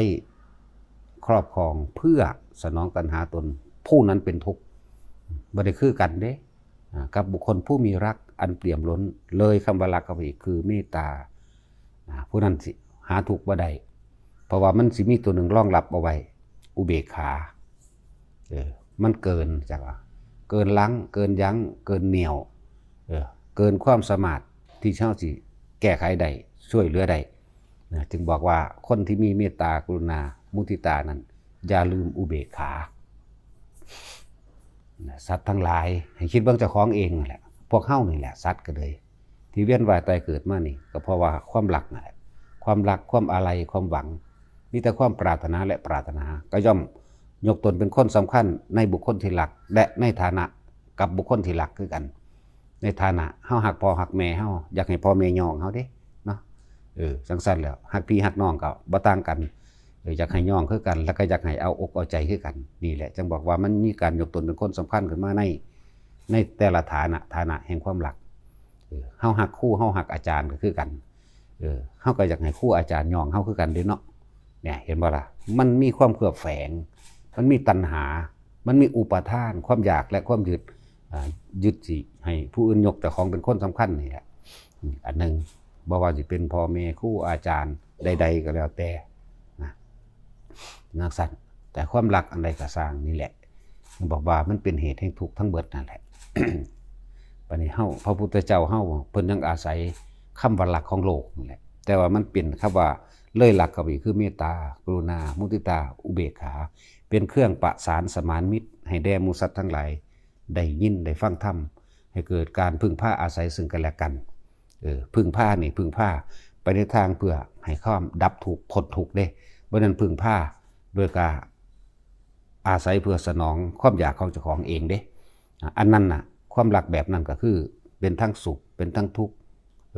ได้ทั้งเศร้าได้ทั้งสูญเสียแล้วก็เวียนว่ายตายเกิดหาประมาณไม่ได้ทุกคนมีความรักเบิดอยู่นี่ผ่านความรักมาแหละเป็นทั้งสั้น ฉะนั้นให้หันมาเบิ่งตามความจริงสิ่งใดสิ่งหนึ่งในโลกนี้เกิดขึ้นแล้วที่บ่ดับบ่แตกบ่สลายบ่เสื่อมไปบ่มีจักอย่างโลกนี้หมุนเวียนไปสู่ความเป็นอนิจจังอนัตตานี่แหละเฮาน้อมเข้ามาหาเจ้าของเองแม้นเฮาจะรักบุคคลผู้นั้นเพียงใดก็ตามแต่ถ้าเขาจะป่วยถ้าเขาจะจากไปมันก็จากไปเป็นธรรมชาติของมันเองเท่านั้นนึงเด้แม้นตัวเฮาเองก็ต้องจากบุคคลที่รักฉะนั้นเฮาพยายามให้เห็นความจริงเห็นความจริงเห็นเขามาว่าทุกสิ่งทุกอย่างแค่เกิดดับเท่านั้นอย่าไปยึดเขามาอย่าไปคิดอย่าไปนึกเขามาไปในทางที่บ่อยากให้มันเสื่อมเพราะทุกอย่างเกิดแล้วเสื่อมดับสูญสลายทั้งนั้นเลย บ่มีสิ่งใดเป็นอมตะนะว่าทุกคนเบิ่งตัวเองดีๆนะอย่าหวังจนเกินไปยังก็แล้วแต่ทางที่ดีคือบ่ต้องหวังเลยดีที่สุดนะดีที่สุดคืออย่าหวังว่าบุคคลที่รักจะเป็นเช่นนี้นะถ้ามันมีความรักแล้วมันก็ต้องมีความเกลียดเพราะความเกลียดกับความรักคือสิ่งเดียวกันหนุนเนื่องกันอยู่ความเกิดกับความดับคือสิ่งเดียวกันอดีตกับอนาคตคือสิ่งเดียวกันอนิจจังกับอนัตตาเห็นบ่ความไม่เที่ยงแท้กับความดับคือสิ่งเดียวกันให้รู้ท่านความคิดเจ้าของตัวนี้ให้รู้ท่านตัวนี้เด้อไผก็ดียังก็ช่างมันเถอะนี่ช่างมันให้หันลึกเข้ามาเบิ่งความรู้สึกเจ้าของการปฏิบัติธรรมทั้งเบิดเอาตัวใดมาเป็นตัววัดเจ้าของเองความรู้สึกที่พอใจและไม่พอใจบ่มีมันเผาสิเว้าแนวใดก็สร้างคนยกย่องสรรเสริญความนั้นความนี้เอาสิ่งนั้นสิ่งนี้มาให้ก็ตามมันเขาสิใส่คำเว้าคำหวานแบบใดก็ตามเบิ่งความรู้สึกตัวเองเลยว่าเฮาบ่มีความยินดีบ่มีความพอใจแต่ว่าแสดงไปตามกิริยาโลกซื่อๆเนี่ยคือย่องเขาอยู่คืออันนั้นนี่เขาอยู่หังบ่แม่นหังบ่มีในนี่นะสิว่าหยังกับคนที่เขามาด่าที่เขามาด่าที่เขามาใส่ร้ายป้ายสีหยังก็แล้วแต่ที่จริงความรู้สึกมันบ่มีแต่ว่าในฐานะเฮาก็ต้องในฐานะอันควรที่จะต้องปราบก็ต้องปราบนะที่ต้องห้ามก็ต้องห้ามที่ต้องยั้งก็ต้องยั้งนะเป็นธรรมดาคือยุ่งกัดเฮานั่นแหละเฮาก็ต้องไล่เป็นธรรมดานี่เป็นธรรมชาติอันหนึ่งคือกันแต่ว่าสิให้มันมีความฝังลึกเข้าไปในใจมันบ่มีดอกเนี่ยเลยบอกว่าผู้ใดปฏิบัติธรรมได้มากได้น้อยเพียงใดก็สร้างเห็นความจริงของตนเองคำว่าปฏิบัติธรรมเห็นความจริงในส่วนลึกของตัวเองว่าเฮามีความรู้สึกพอใจและไม่พอใจนี่มากน้อยเพียงใดถ้ายังมีความพอใจแม้นมากก็สร้างความไม่พอใจก็ติดมากคือกันเพราะว่ามันคือสิ่งเดียวกันมันเป็นก้อนหมุนเนื่องกันอยู่ นั่นแหละว่าเอาตัวนี้เป็นเครื่องวัดตัวเองไผสิเว้าไผสิว่าสิได้หยังมาสิเสียหยังไปก็แล้วแต่บ่มีความได้บ่มีความเสียจักบ่ล่ะบ่มีได้บ่มีเสียบ่มียกย่องบ่มีสรรเสริญบ่มีลาภบ่มียศบ่มีเสื่อมบ่มีใดๆทั้งสิ้นนี่ความรู้สึกเฮาสิตัวเจ้าของเองบ่ได้เด้ความรู้สึกนี่โกหกตัวเองไม่ได้เลยมันสิตีหน้าเสาเราความเท็จกับผู้อื่นเพียงใดก็สร้างแต่ว่าโกหกตัวเองไม่ได้นะแหละจึงบอกว่าสิ่งที่โกหกหลอกลวงตัวเองบ่ได้ก็คือความรู้สึกของตัวเองสั่นเอาตัวนี้มาเป็นเครื่องวัดวัดตัวเองนั่นแหละ บ่มองมันสุดเป็นอุเบกขาเลยเป็นที่บ่มีความรู้สึกในความพอใจใดๆในโลกเลยเพียงแต่เห็นความเกิดเห็นความเกิดดับเห็นสิ่งนี้ควรสิ่งนี้ก็ควรนะเป็นคนที่สิ้นหวังเป็นคนที่หมดหวังเป็นคนที่บ่มีความปรารถนาอีกแล้วนะเอาตัวนี้วัดในความรู้สึกมันบอกเจ้าของเองเจ้าของนั่นแหละรู้เจ้าของเอาเองนี่คือที่สุดถ้าว่าพระอรหันต์ก็ว่าไปนะแต่ว่าเฮาบ่เป็นหยังเบิ่งความรู้สึกเจ้าของให้ดีนี่คือความสิ้นทุกข์สิ้นไปเลยตัวนี้ ความเป็นอริยะก็คือคนเฮาถ้ามันบ่มีความโลภและความอยากได้ดีมีเป็นหยังมันบ่ฆ่าหรอกมันบ่ไปฆ่าไปลักไปก้าวตู้ไปใส่ร้ายไปโกหกไปหาม่อมเมาอีหยังดอกบ่มีเลย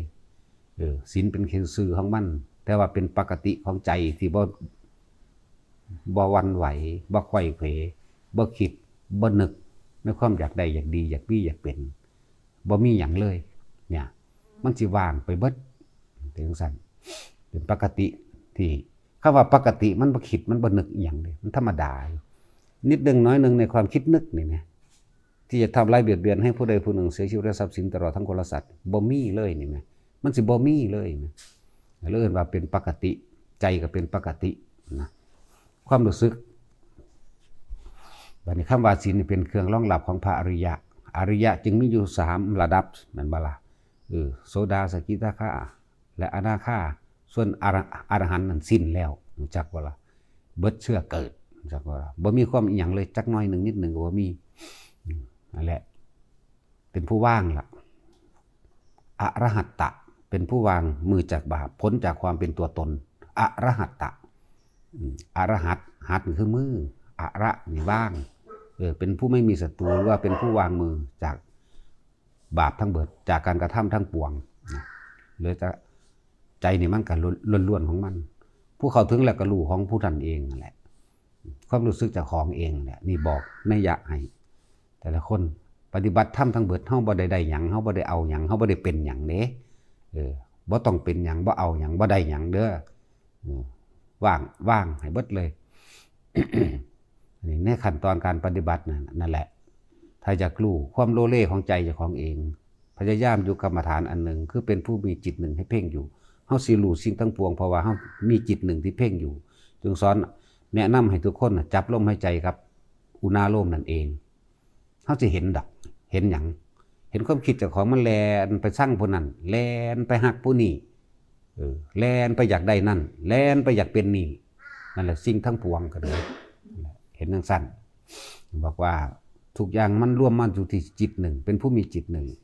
แล้วก็ทำให้สติมันต่อเนื่องแน่สติสัพพัญญะให้ต่อเนื่องยืนเดินนอนนั่งทำการทำงานขับรถขับเรือยังก็แล้วแต่ให้อยู่กับตัวเองนั่นแหละคือจิตหนึ่งก็เลยถ้ามันไปหาผู้อื่นนั่นแสดงว่ามันบ่เป็นหนึ่งละอันนั้นมันออกไปแล้วนั่นแหละวิธีจับเจ้าของเองแต่ว่าให้ทุกคนหาเครื่องอยู่เด้อย่างก็เฮ็ดได้ทำงานก็เฮ็ดได้นั่งอยู่ท่าทางใดก็ได้ทั้งหมดหลับตาก็ได้ลืมตาก็ได้แต่ว่าอยากให้ลืมตามากกว่าลืมตาหลายๆเพราะทุกคนใส่ชีวิตแบบมื่นตาหลายกว่าการหลับตานะแล้วก็ปฏิบัตินี่บ่ได้แม่นเลือกเวลาเป็นอากาลิโกเหนือการเหนือเวลาบ่แม่น2 ทุ่มบ่แม่น2 โมงบ่แม่นเที่ยงให้มันได้อยู่สิให้ทุกคนเข้าใจคำว่าปัจจุบันณขณะปัจจุบันณขณะคือลมเข้าลมออกนี่หรือมีอุณาโลมขึ้นพร้อมก็แล้วแต่นี่นะหรือสิมีแต่เฉพาะอุณาโลมก็แล้วแต่ความอาการนิ่มนวลคือระหว่างกลางหน้าผากของก็แล้วแต่แม้นบ่มีลมอันนี้ก็เป็นปัจจุบันณขณะเป็นสติคือนึกถึงตัวเองนั่นแหละนึกถึงอันสิ่งที่เป็นหนึ่งคือจิตหนึ่งคือความรู้สึกอันเป็นหนึ่งนั่นเองนั่นแหละอยู่ทั้งสี่บ่แม่นว่า2 ทุ่มจังเฮ็ดเที่ยงจังเฮ็ดสำหรับของเฮาผู้ต้องการความต่อเนื่องสันตติแล้วก็ให้มีวสีฝึกไปเรื่อยตัววสีแปลว่าความคล่องในการเข้าในการออกในการรู้ในการเห็นในการเป็นผู้เข้าถึงจิตหนึ่งสมาธิหรือการปฏิบัติธรรมของเฮาจึงรู้สึกตัวทั่วพร้อมทุกขณะฝึกไปเรื่อยคนที่เฮ็ดเป็นแล้วนะนอนหลับก็ยังรู้โตเลยนอนหลับก็รู้ขนาดนั้นน่ะมันอันเสือเฮานอนแต่แข้งมันช้าไปด้านนี้มันผิดของมันเองนี่มันรู้เห็นบ่เฮ็ดไปมาก็เหลือแต่รู้กับรู้นั่นเองรู้ที่บ่เป็นหยังจักก็ล่ะนั่นแหละอันนี้ควรอันนี้บ่ควรคำว่าควรหรือบ่ควรมันนอนทับเส้นมันก็ผิดของมันเองบ่ควรนอนนานปานนี้มันก็ผิดเองเนี่ยนั่นแหละฝึกไปซะก่อนฝึกไปเรื่อยๆมันสู้เฮาบ่ได้ดอกนะขอให้มีความเพียรความพยายามนั่นแหละจึงบอกว่า ความสีไล่หรือหลดแห่งธรรมความรู้สึกที่เฮาเห็นในตัวเฮาเองเอาให้กันไม่ได้ต้องประกอบด้วยความเพียรความพยายามของตัวเองสติก็เอาให้กันไม่ได้สติกับปัญญาก็ดีเห็นบ่บุคคลผู้หนึ่งถึงความบริสุทธิ์แล้วจะทำให้ผู้หนึ่งถึงความบริสุทธิ์ด้วยนั้นก็เป็นไปไม่ได้ที่เพิ่นบอกว่ากรรมก็แก้ให้กันบ่ได้ความสิวไล่คือรถแห่งธรรมก็เอาให้กันไม่ได้ปัญญาให้กันไม่ได้มันสิรู้ได้เฉพาะบัดนี้รู้ได้เฉพาะต่อของเองนั่นแหละเขาจึงบอกว่าเฮาบ่ได้ไปยืนยันตัดสินไผดอก เฮ็ดป้ามันรู้ในตัวของเองเป็นจังซั่นพอ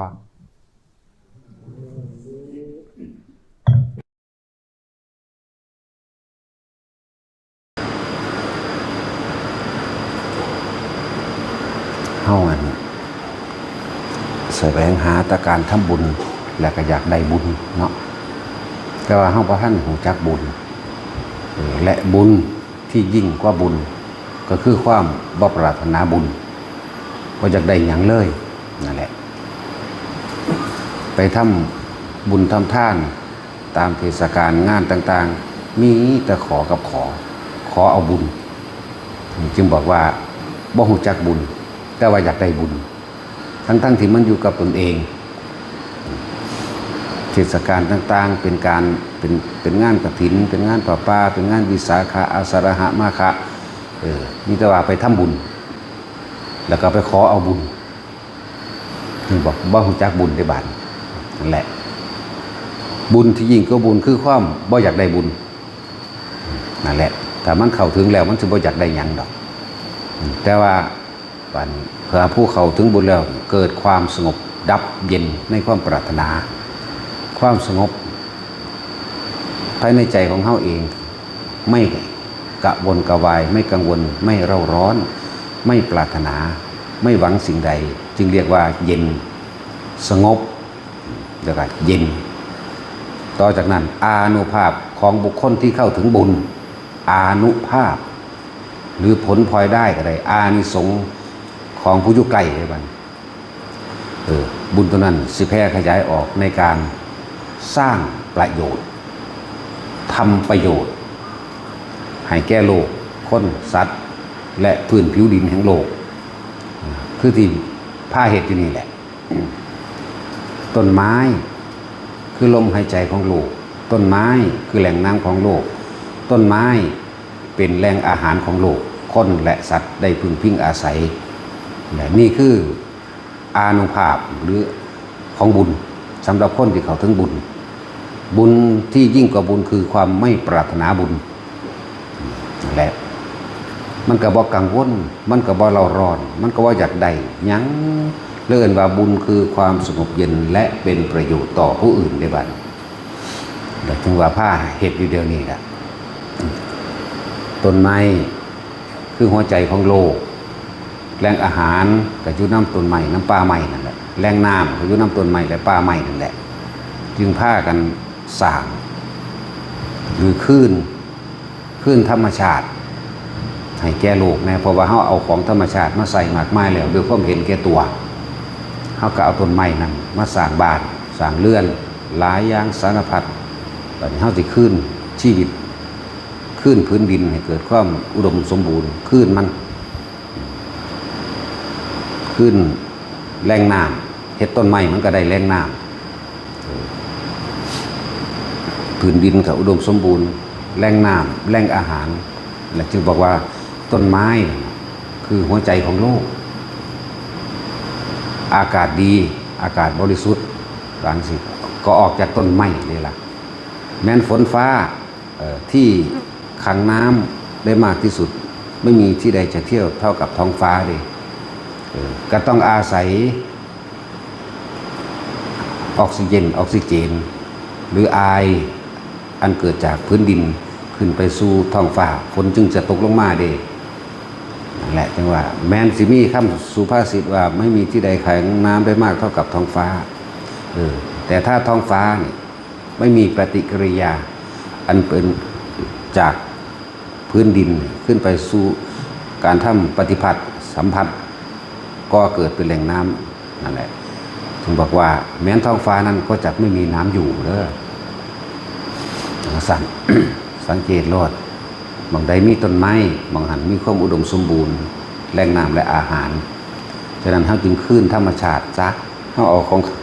ของที่มันเกิดขึ้นมาเองโดยธรรมชาติมาใส่มากแล้วคือว่าคืนธรรมชาติให้แก่ธรรมชาติพอเฮาเอาของธรรมชาติมาใส่มากในความเห็นแก่ตัวบำรุงบำเรอความสนุกสนานของตัวเองสนองตัณหาตัวเองมากมายแล้วโครงการเฮาจึงมีการปลูกต้นไม้ชดเชยหรือใช้หนี้แผ่นดิน นั่นแหละจังว่าสิพาเฮ็ดอยู่เดียวนี้สิพาเฮ็ดไปเรื่อยๆบางใดที่พอบางใดที่มันมีช่องว่างในการสมมุติว่ามันเป็นอันใดที่เขาสิยินดีถวายแต่ว่าเป็นที่เสื่อมโทรมหรือเป็นพื้นดินที่บ่มีป่าเนี่ยเฮาก็จังสิรับเพื่อสิไปปลูกต้นไม้ขึ้นหัวใจให้แก่โลกชักบ่พอเฮากินมันมามากแล้วนะสัตว์เฮาก็กินมามากสัตว์ก็อาศัยอาหารอยู่ในแหล่งป่าใหม่พื้นน้ำนั่นแหละสัตว์เฮากินมามากไม้เฮาก็เอามาใส่สนองตัณหาตัวเองมากแล้วจึงว่าให้คืนไปเฮาสิเฮ็ดคืนเฮาอาศัยพื้นดินมาเข้าสู่คำว่าถึงที่สุดแห่งบุญคือบ่ปรารถนาบุญแล้วเฮาก็สิคืนสิ่งทั้งหลายเหล่านี้ให้แก่ผู้คนบัดนี้คำว่าบุญคือความสงบเย็นและเป็นประโยชน์เมื่อตัวเองถึงบุญแล้วหมดความปรารถนาแล้วบ่อยากได้บุญแล้วอานิสงส์หรืออานุภาพของบุคคลผู้เข้าถึงบุญก็จะแผ่ไพศาลออกไปให้ผู้อื่นได้ความสงบร่มเย็นโดยภายนอกเลยบัดนี้คนเฮาถ้าบ่ได้ดิ้นรนขวนขวายมากอีหยังก็สิเริ่มเห็นคุณค่าของธรรมะคุณค่าศาสนาเด้หนทางการสัญจรไปมาสะดวกแก่การเข้าหาสู่แหล่งแห่งธรรมการทำมาหากินซึ่งได้จากการปลูกต้นไม้แหล่งน้ำยังอุดมสมบูรณ์แล้วความดิ้นรนขวนขวายที่มาเลี้ยงตนเองหรือเลี้ยงตัณหาอื่นๆอีกมากๆนั่นก็เกิดการได้หาหน่อยลงได้เร็วขึ้นก็เลยเฮ็ดให้คนมีเวลาในการสิเข้ามาฟังธรรมแล้วก็สิมารู้ความจริงเห็นความจริงในตนเองนี่แหละจึงบอกว่าเฮาสิคืนธรรมชาติที่เฮาเคยกลืนกินมันมามากแล้วคืนให้แก่ทั้งสัตว์ทั้งคนให้แก่เปลือกโลกที่เฮาเหยียบย่ำมันมามากเฮาเป็นหนี้แผ่นดินมามากแล้วก็ต้องใส่ขึ้นแผ่นดินมันป่านนี้หมู่เราภิกษุสงฆ์ก็คือกันเด้อย่าฉันบิณฑบาตด้วยความเป็นหนี้ของชาวแว่นแคว้นเด้อเห็นบ่ล่ะถ้าเหตุอยู่นี่อย่างน้อยๆเฮาก็ต้องเป็นผู้ทรงฌาน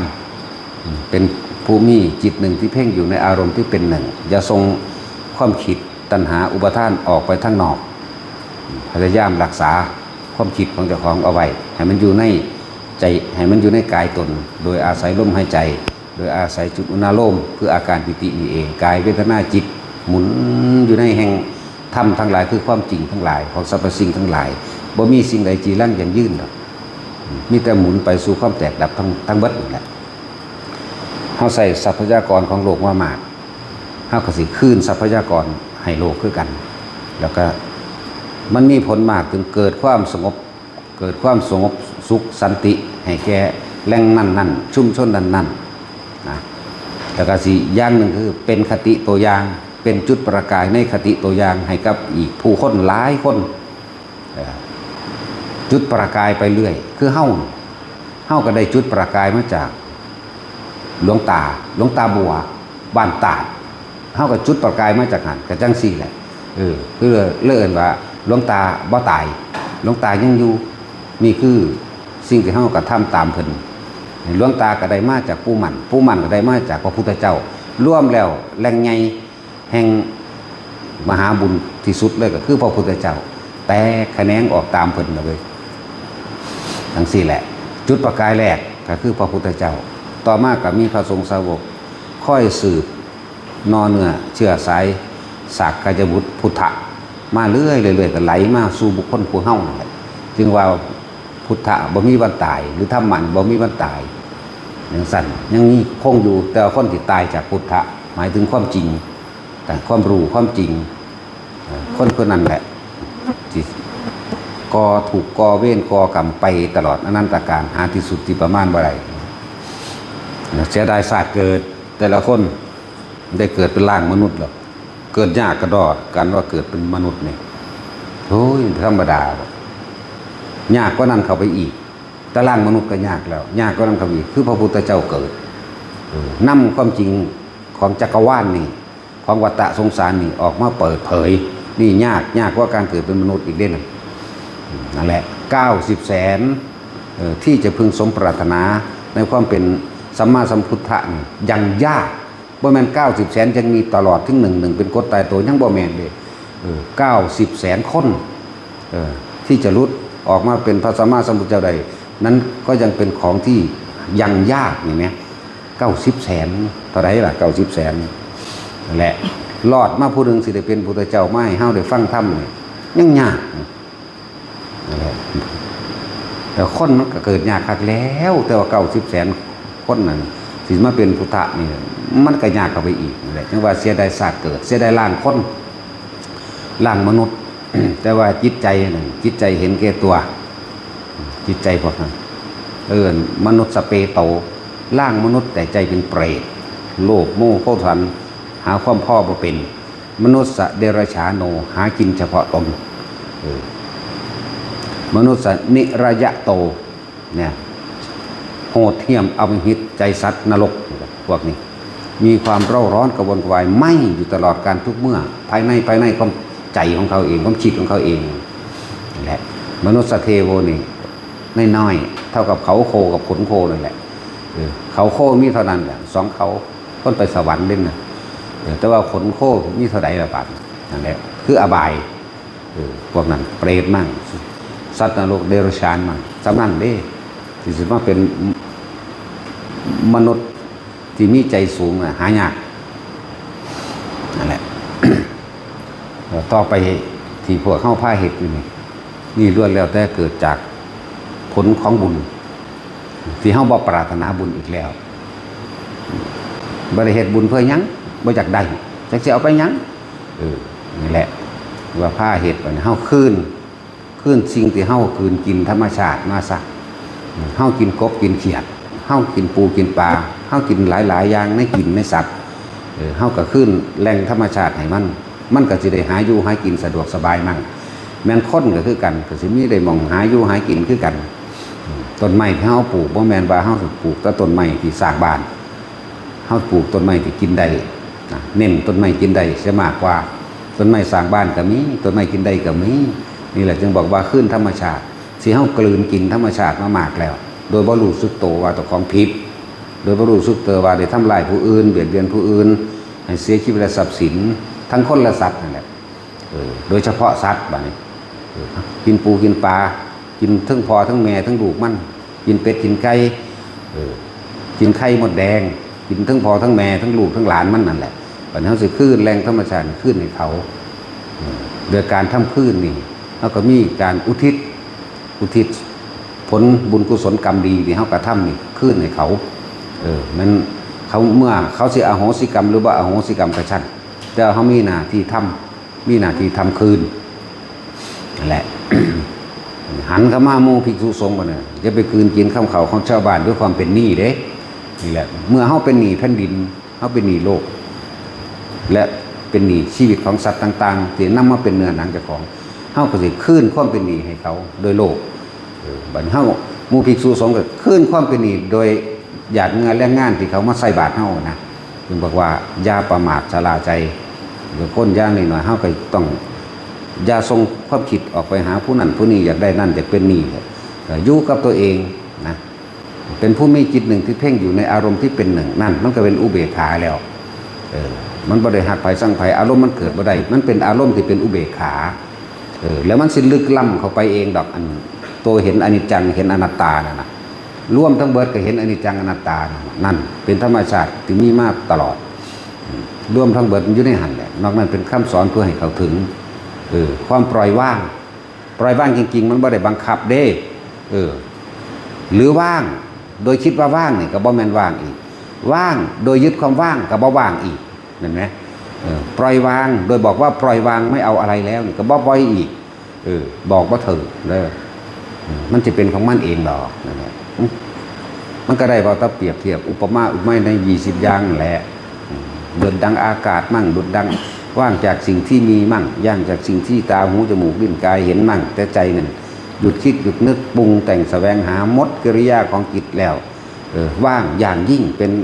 อย่างที่ว่าเป็นธรรมธาตุธรรมเทิดก็ว่าไปมันเป็นขั้นเทียบของเพิ่นนั่นแหละ เฮาคืนกินสรรพสัตว์มามากแล้วมาเป็นเนื้อหนังตัวเอง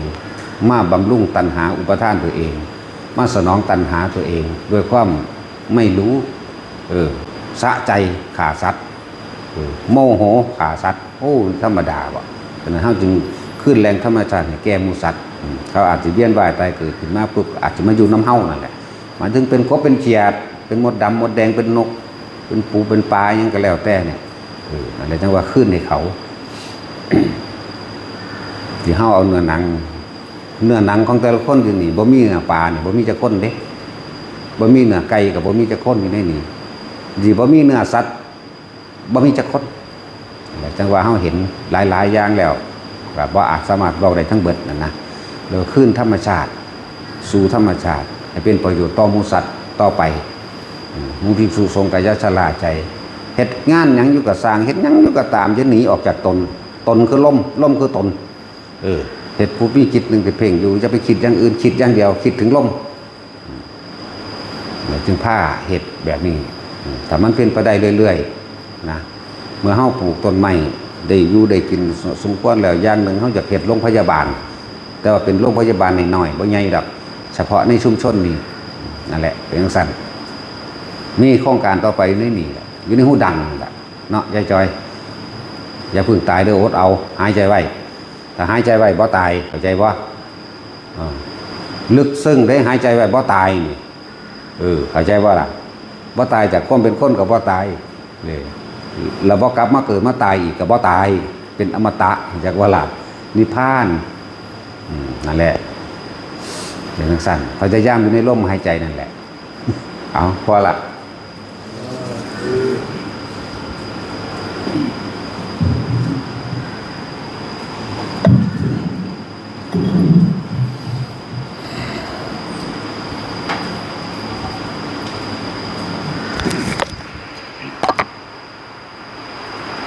มีคนอีก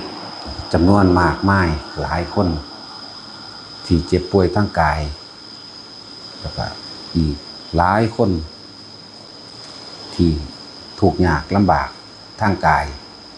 ที่อยู่อาศัยอาหารเครื่องนุ่งห่มต่างๆทั้งสิ้นบ่เพียงพอแล้วก็มีคนอีกมากมายแม้นว่าสิบ่ทุกข์ยากลำบากทางกายคือเป็นคนที่มีทรัพย์สินสมบัติมากแต่ว่าก็ป่วยทางใจคนจนคนทุกข์คนยากทั้งเจ็บป่วยโดยร่างกายมั่งทั้งเจ็บป่วยเรื่องใจก็คือว่าเครื่องปัจจัยใช้สอยอาหารยาละสะดวกเครื่องห่มที่อยู่อาศัยก็บ่มีแต่คนจำนวนมากที่ร่ำรวยแต่ว่าก็ป่วยทั้งใจคือเก่าเลยว่าสุขและทุกข์นี้สองสิ่งนี้เฮาเป็นผู้สร้างมันขึ้นมาเองเฮาเป็นผู้ยึดมันเองคำว่าทุกข์ถ้าทุกข์กายแต่ว่าร่างกายบ่ปกติคือปวดแขวปวดหัวป่วยไข้บ่สบายทางกายแขนขากุ่นขาดนี่ป่วยทางกายบัดนี้ป่วยทางเครื่องอาศัยของกายก็ป่วยทั้งบ่มีที่อยู่อาศัยอาหารยารักษาโรคเครื่องนุ่งห่มจังว่าคนที่ร่ำรวยก็ป่วยทั้งใจป่วยเพราะว่าป่วยเพราะบ่ได้ดังใจบ่มีคนเคารพนับถือดังใจที่อยากให้ผู้นั้นผู้นี้เคารพคนเขาบ่ยอมให้ในความว่าเจ้าของมีอำนาจหรืออยากให้ทุกคนยอมหรือว่าป่วยทั้งใจ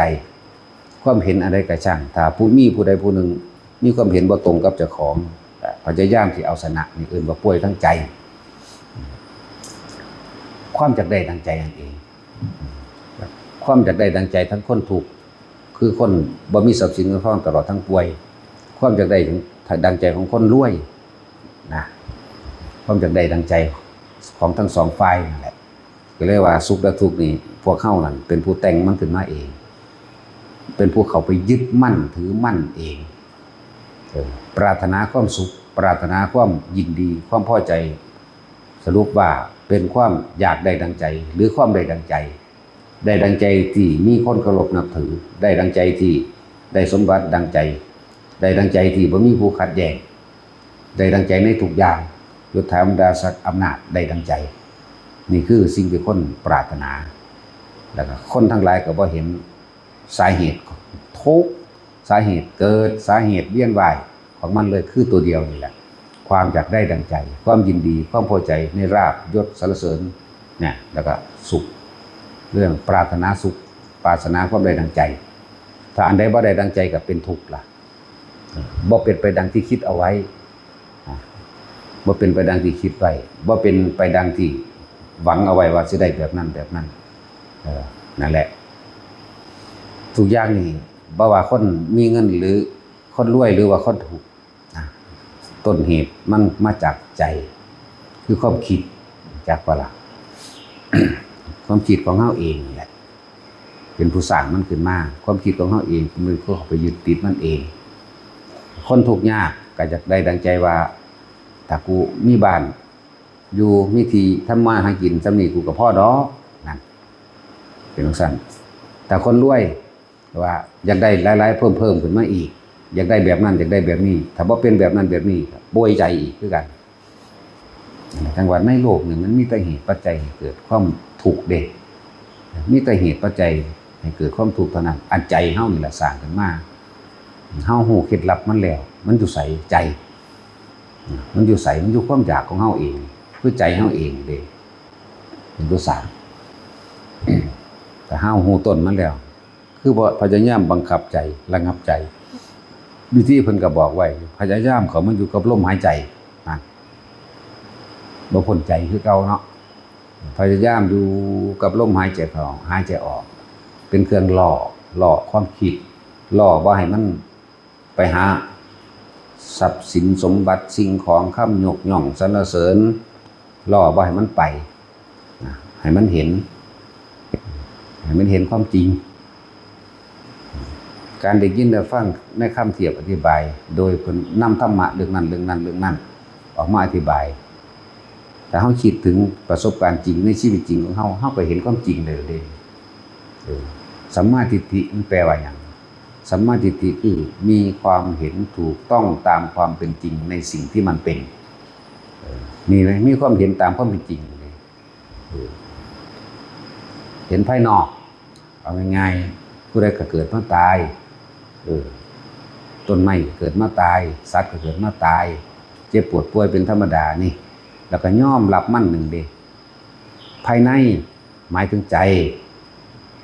บ่มีผู้ใดอยากตายแต่ว่าก็ต้องตายบ่มีผู้ใดอยากป่วยแต่ก็ต้องป่วยบ่มีผู้ใดอยากพลัดพรากจากสิ่งที่รักแต่ก็ต้องพลัดพรากบ่พลัดพรากจากเป็นบ่จากเป็นก็ต้องจากตายอยู่แล้วบ่มีผู้ใดอยากเป็นแนวนั้นเด้สิ่งที่รักเด้แต่ว่าสิ่งที่เกลียดมีแต่อยากให้หนีนั่นสาเหตุมันมาจากสิ่งที่รักคือเก่าด้วยกันนั่นแหละจังว่าแต่ละคนความอยากตัวเดียวนะ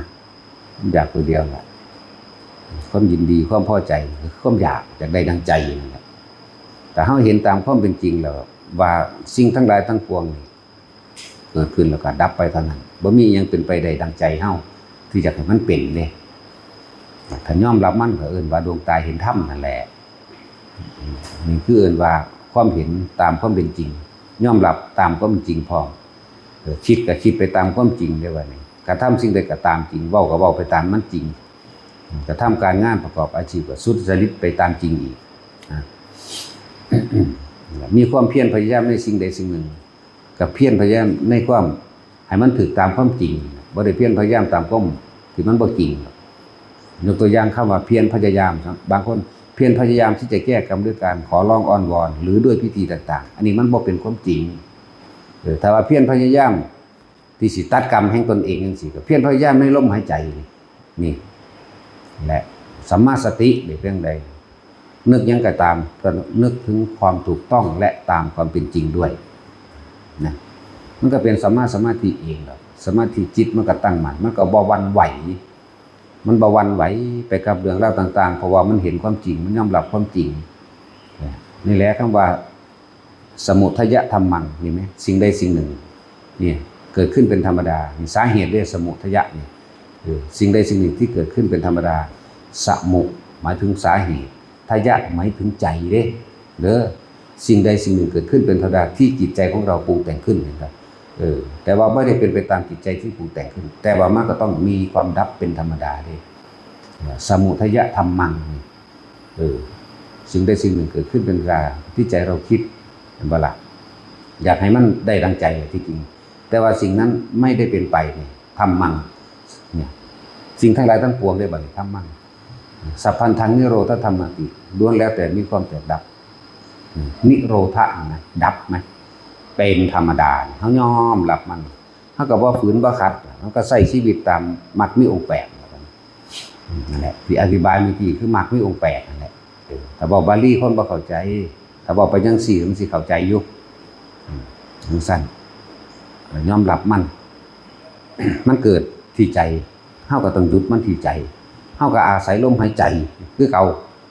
เป็นเครื่องล่อเครื่องหลอกมันให้มันมาอยู่ไปเรื่อยอยู่ไปเรื่อยถ้ามันบ่ทำซ้ำๆคิดซ้ำๆจังซี่มันก็ดับลงไปดอกหรือว่าเฮานึกถึงบุคคลที่เกลียดก็ช่างบุคคลที่รักก็ช่างบุคคลที่เกลียดนึกถึงเพื่อให้มันลืมสร้างมันบ่อยากให้มันนั่นมาใกล้นั่นแหละว่านึกถึงซ้ำๆบ่อยๆคือย่านมันลืมเด่นโอ้ยมันทางยึดมั่นถือมั่นเด่นติดเข่าเด่นหรือบุคคลที่รักก็ช่างนึกถึงซ้ำๆมีแต่สิปรุงไปทางเป็นห่วงปรุงไปทางนั้นไปทางสิเฮ็ดของเวียนว่ายตายเกิดนะอยากได้ดังใจอยากให้เขามาอยู่ใกล้อยากคุยกับเขาอยากให้เขารวยอยากให้เขาดีอยากให้เขาพ้นนั่นนี่แหละนั่นแหละสัตว์โลกเป็นไปตามกรรมเด้อตัวรองรับความเห็นของเฮาต่างๆคือพวกเฮามาปฏิบัติธรรมเมื่อรู้ถึงจุดใดจุดหนึ่งมันยอมรับแล้วจังซี่ก็อยากให้พ่อแม่ได้ทำไปบังคับเพิ่นได้บัดโอ้ยเฮ็ดจังไดพ่อกับแม่สิได้แบบนี้น้อเด้นั่นแหละตัวนึงอย่าลืมไว้เด้อบ่ว่าพ่อแม่ผู้มีบุญคุณหรือว่าลูกอยากหวังดีนำเขาเองนั่นแหละอย่าลืมคำว่าสัตว์โลกเป็นไปตามกรรมเด้อเขากระทำมาจังไดคำว่ากระทำตัวกรรมที่ใหญ่ที่สุดนั่นน่ะคือจิตเจตนาเด้อตัวใหญ่นั่นน่ะความตั้งใจคิดอยากให้มันเป็นนั่นแหละว่าจิตเจตนาแบบนั้นว่ากรรมแท้ๆกรรมทั้งใจเด้อหนักกว่าหมู่เพราะมันสิคิดซ้ำๆคิดบ่อยๆคิดอยากให้เป็นแบบนั้นแบบนี้ถ้าเขาว่าเป็นไปเนี่ยศูนย์อยู่ผู้เดียวนั่นแหละโมโหอยู่จังสั่นสิเฮ้ยอยู่ผู้เดียวนั่นแหละนั่นแหละอารมณ์ตัวนี้มันบ่หายไปไหนเด้อมันซ้ำไว้มันย้ำไว้ไหนบ่ว่าเป็นบุคคลที่มีบุญคุณหรือลูกเป็นบุคคลที่รักลูกเต้าเล่าหลานหมู่พวกแม่นเฮาแนะนำธรรมะไปแล้วถ้าเขาไปเฮ็ดตามเอาตัวนี้เป็นตัวว่างใจสัตว์โลกเป็นไปตามกรรมถ้าเขาไม่ทำเราก็ทำอะไรกับเขาไม่ได้ล้วนแล้วแต่เราจะเป็นผู้ทุกข์ใจต่างหากเพราะความอยากได้ดังใจของเราตัณหาซ้อนตัณหาหวังดีเข้าใจบ่นี่ตัณหาหวังดีนี่ว่าตัณหาซ้อนตัณหาแต่เป็นตัณหาหวังดีนั่นแหละที่ผ่านเจ้าของทุกข์คือเก่าเป็นลักษณะนั้น หรือจังว่าสัตว์ทั้งหลายเวียนว่ายตายเกิดมากที่สุดเลยความรักความอาลัยความผูกพันนี่แหละจักบอกเพราะว่าเฮาพอใจเฮาฮักเฮาจึงอยากให้เขาได้ดีเฮาก็คิดหาวิธีให้ปูทางไปให้นำผ้าเฮ็ดผ้าเว้าผ้าหลายอย่างและความรักความมันดีความปรุงความแต่งอยากให้เขาได้นี่ความคิดนี่สร้างภพเลยว่านี่คิดไปแบบนั้นเฮ็ดไปแบบนั้นแบบนี้แต่มันเป็นลักษณะคือสิดีเนาะนั่นคิดไปได้วันนั่นแหละความว่าอะไรเลยทำให้สัตว์ทั้งหลายเกิดตายมากที่สุดบ่ว่าสิเป็นเรื่องใดเรื่องรักลูกโอ้หลายอย่างกระดอกเนี่ยมันมาเหนียวลังไว้ไม่ว่าจะเป็นห่วงมารดาบิดาปู่ย่าตายายบุคคลผู้มีบุญคุณทั้งหลายผู้อาจารย์ไม่ว่าจะเป็นบุตรหลานบัดนี้ไม่ว่าจะเป็นผัวไม่ว่าจะเป็นเมียเด้มีแต่เครื่องดึงไว้เบิดเด้นี่ดึงให้เฮาเวียนว่ายตายเกิดดึงให้เฮาคิดวางอนาคตแผนพังไว้ให้เขาทีนี้ในระหว่างการไปบอกการแนะนำหรือว่าการพาไปเขาบ่เฮ็ดไปได้ดังใจศูนย์กังวลในตัวเองเด้อคือเฮาเห็นประสบการณ์เรื่อยๆแม่ได้มีหม่องปงจิตวางใจ บรรเทาความทุกข์ของเจ้าของได้อยากให้ลูกได้พาลูกมาบัดนี้ลูกไหวบ่งามก็ให้ลูกเห็นแบบบ่สนใจก็ให้ลูกนั่นแหละตัวนั้นแหละตัวเกิดเด้อตัวนั่นแหละตัวอารมณ์เฮานั่นมันบ่ได้ดังใจครับเราเองมันบ่เป็นไปตามที่เฮาพึงพอใจอยากให้มันเป็นนี่แหละความว่ายึดมั่นถือมั่นเด้ตั้งใจให้เป็นหยังเดี๋ยวนี้จังซี่นะเวลาเพิ่นบอกสู่ฟังอยู่บ่จังซี่นะเวลาเพิ่นสอนนะนั่นแหละเกิดตลอดเด่นพบเกิดเด่นอารมณ์นั่นอารมณ์พบเด้อพบคืออารมณ์คือพบถ้าเฮาหัวใจไว้ตายนี่หรือเอาไปค้างไว้เข้าใจว่าอารมณ์ค้างอันเนื่องจากตอนเช้านี่จี๊ดนึกไปจนว่าหอดยามมื้อแลงเลยอารมณ์มันค้างจากบอกมันบ่ได้ดังใจมันบ่พอใจที่เขาเฮ็ดแบบนั้นสมมุติลูกมันบ่เฮ็ดให้พอใจทั้งที่ตัวเองหวังดีอยากให้ลูกเห็นธรรมรู้ธรรมอยากให้ลูกมีที่ปงที่ว่างหรือว่าอยากให้ลูกดีบ่อยากให้เป็นคนเลวนึกไปจนหอดค่ำนอนไปก็เกิดว่ามันหลับไหลตายไปตอนนั้นนรกเด้อนั่นแหละเตือนตนดีๆโลดแนวมื้อนี้บ่แม่นเรื่องไกลโตเด้เรื่องที่พวกเฮาเป็นอยู่ตลอดเด้ผู้ลูกอยากให้พ่อแม่ได้ดีจงได้บัดนี้ฮู้จักบ่อารมณ์แต่ความมันเกิดนี่นั่นแหละตรงที่ว่างจิตใจในการทำกับหมู่สัตว์ทำกับคนนะคือสัตว์โลกเป็นไปตามกรรมนั่นแหละเขาทำสิ่งใดเขาก็ได้สิ่งนั้นการกระทำอันเป็นตัวกรรมที่ใหญ่สุดๆที่มันลืมหลงบ่เป็นคือใจนั่นแหละเฮาบ่อาจสามารถบังคับใจภายได้เด้แต่ใจเจ้าของก็ยังพอแห้งอยู่ความคิดเจ้าของมันพอแห้งอยู่เด้ไหลไปเรื่องนั้นเรื่องนี้ก็พอแห้งอยู่สิภาษาหยังกับใจผู้อื่นอยู่ในกายผู้อื่นอีกนั่นแหละ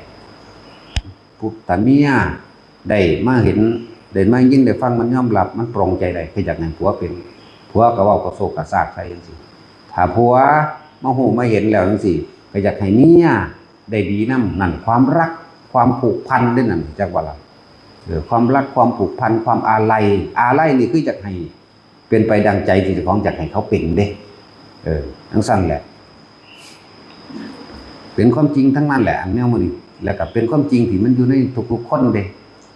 บ่ได้ไปอยู่นำผู้อื่นเด้อยู่นำเฮาเบิดเฮาเป็นจังซี่บ่นี่บางคนก็นำลูกบางคนก็นำหลานเห็นบ่บางคนก็นำพ่อแม่บางคนก็ปู่ย่าตายายบางคนก็ผัวบางคนก็เมียแต่ว่าโตสุดยอดอีหลีคือผัวกับเมียยอดมันอยู่นี่นั่นแหละยอดมันอยู่ตรงนี้แหละว่าพยายามถ้ายอมรับมันแล้วครับเฮาก็บอกคำว่าปล่อยว่างกับความว่าปล่อยปละละเลยมันคนละอย่างกันเฮาบ่ได้ปล่อยปละละเลยในลักษณะนั้นเฮาก็บอกก็สอนบอกแล้วแนะแล้วถ้าเขาเฮ็ดหยังถ้าเขาบ่เฮ็ดเองเราก็จะไปทำอะไรกับเขาได้เพราะสัตว์ทั้งหลายเป็นไปตามสิ่งที่เขาจะกระทำเองสัตว์โลกเป็นไปตามกรรมเนี่ยว่างมั่งมีเด้นั่นแหละพยายามห้ามใจตัวเองดีกว่าเพราะนั่นได้ไก่ช่างเฮาบ่อาจสามารถไปถอนลูกศรคือกิเลสตัณหาให้ผู้ใดได้เลยนั่นแหละบุคคลผู้หนึ่งที่ทำเข้าถึงเครื่องความบริสุทธิ์แล้วนี่วิมุตติแล้วนี่ก็ไม่อาจทำให้อีกบุคคลผู้หนึ่งซึ่งรักมากที่สุดก็ไม่อาจสามารถที่จะถอนลูกศรตัณหาความอยากให้อีกบุคคลหนึ่งนั้นได้บ่ได้บ่พระพุทธเจ้าเฮาสำเร็จแล้วเพิ่นก็ได้แต่แนะเอานางพิมพากับปฏิบัติอยู่พอแห้งเด้เพิ่นเคยทุกข์ยากลำบากนำกันมาจังซั่นแล้วพอแห้งถอนเอาเองเป็นเอาเองพระราหุลก็พอแห้งบ่แม่นว่าสิบวชแล้วบรรลุเลยเด้พระราหุลก็ดีโอ้ยพอแห้งถึง10 กว่าปีเพิ่นเด้พระราหุลนั่นน่ะเลี้ยนเพี้ยนมากอยู่นั่นแหละทุกข์ยากลำบากแม้ชาติสุดท้ายก็ยังลำบาก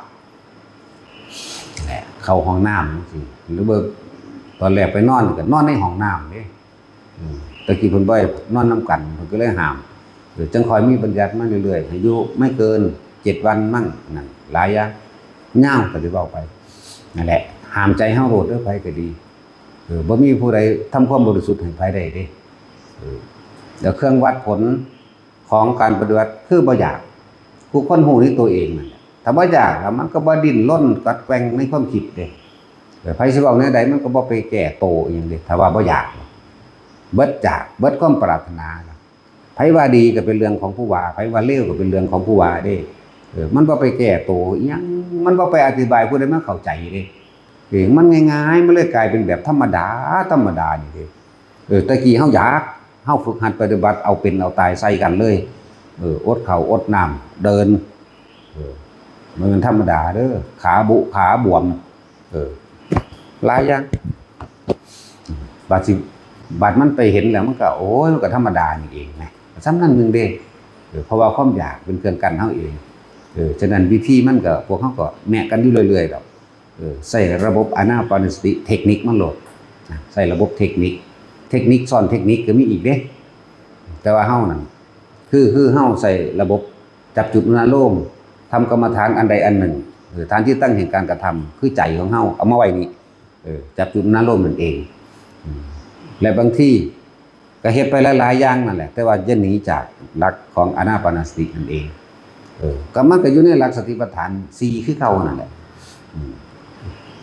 ระบบกั้นใจเบิ่งความคิดจังซี่ที่บอกว่าอันนี้ได้นำหลวงปู่เทศดอกคือว่ากั้นใจไว้หายใจเข้าลึกๆก็กั้นใจไว้เบิ่งก็ดูมันคิดหยังแล้วก็ปล่อยออก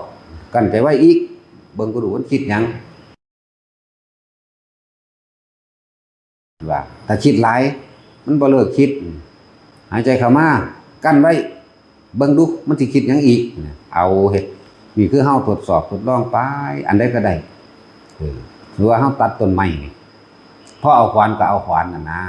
พอเอาเลื่อยก็เอาเลื่อยพอเอามีดก็เอามีดเข้าใจบ่แต่ว่าอยู่ในหลักกายเวทนาจิตคือเก่ามันก็สิไปเห็นธรรมคือเก่านั่นแหละสิ่งทั้งหลายทั้งปวงบ่ควรเข้าไปยึดคือเก่านั่นแหละธรรมก็เลยแหละ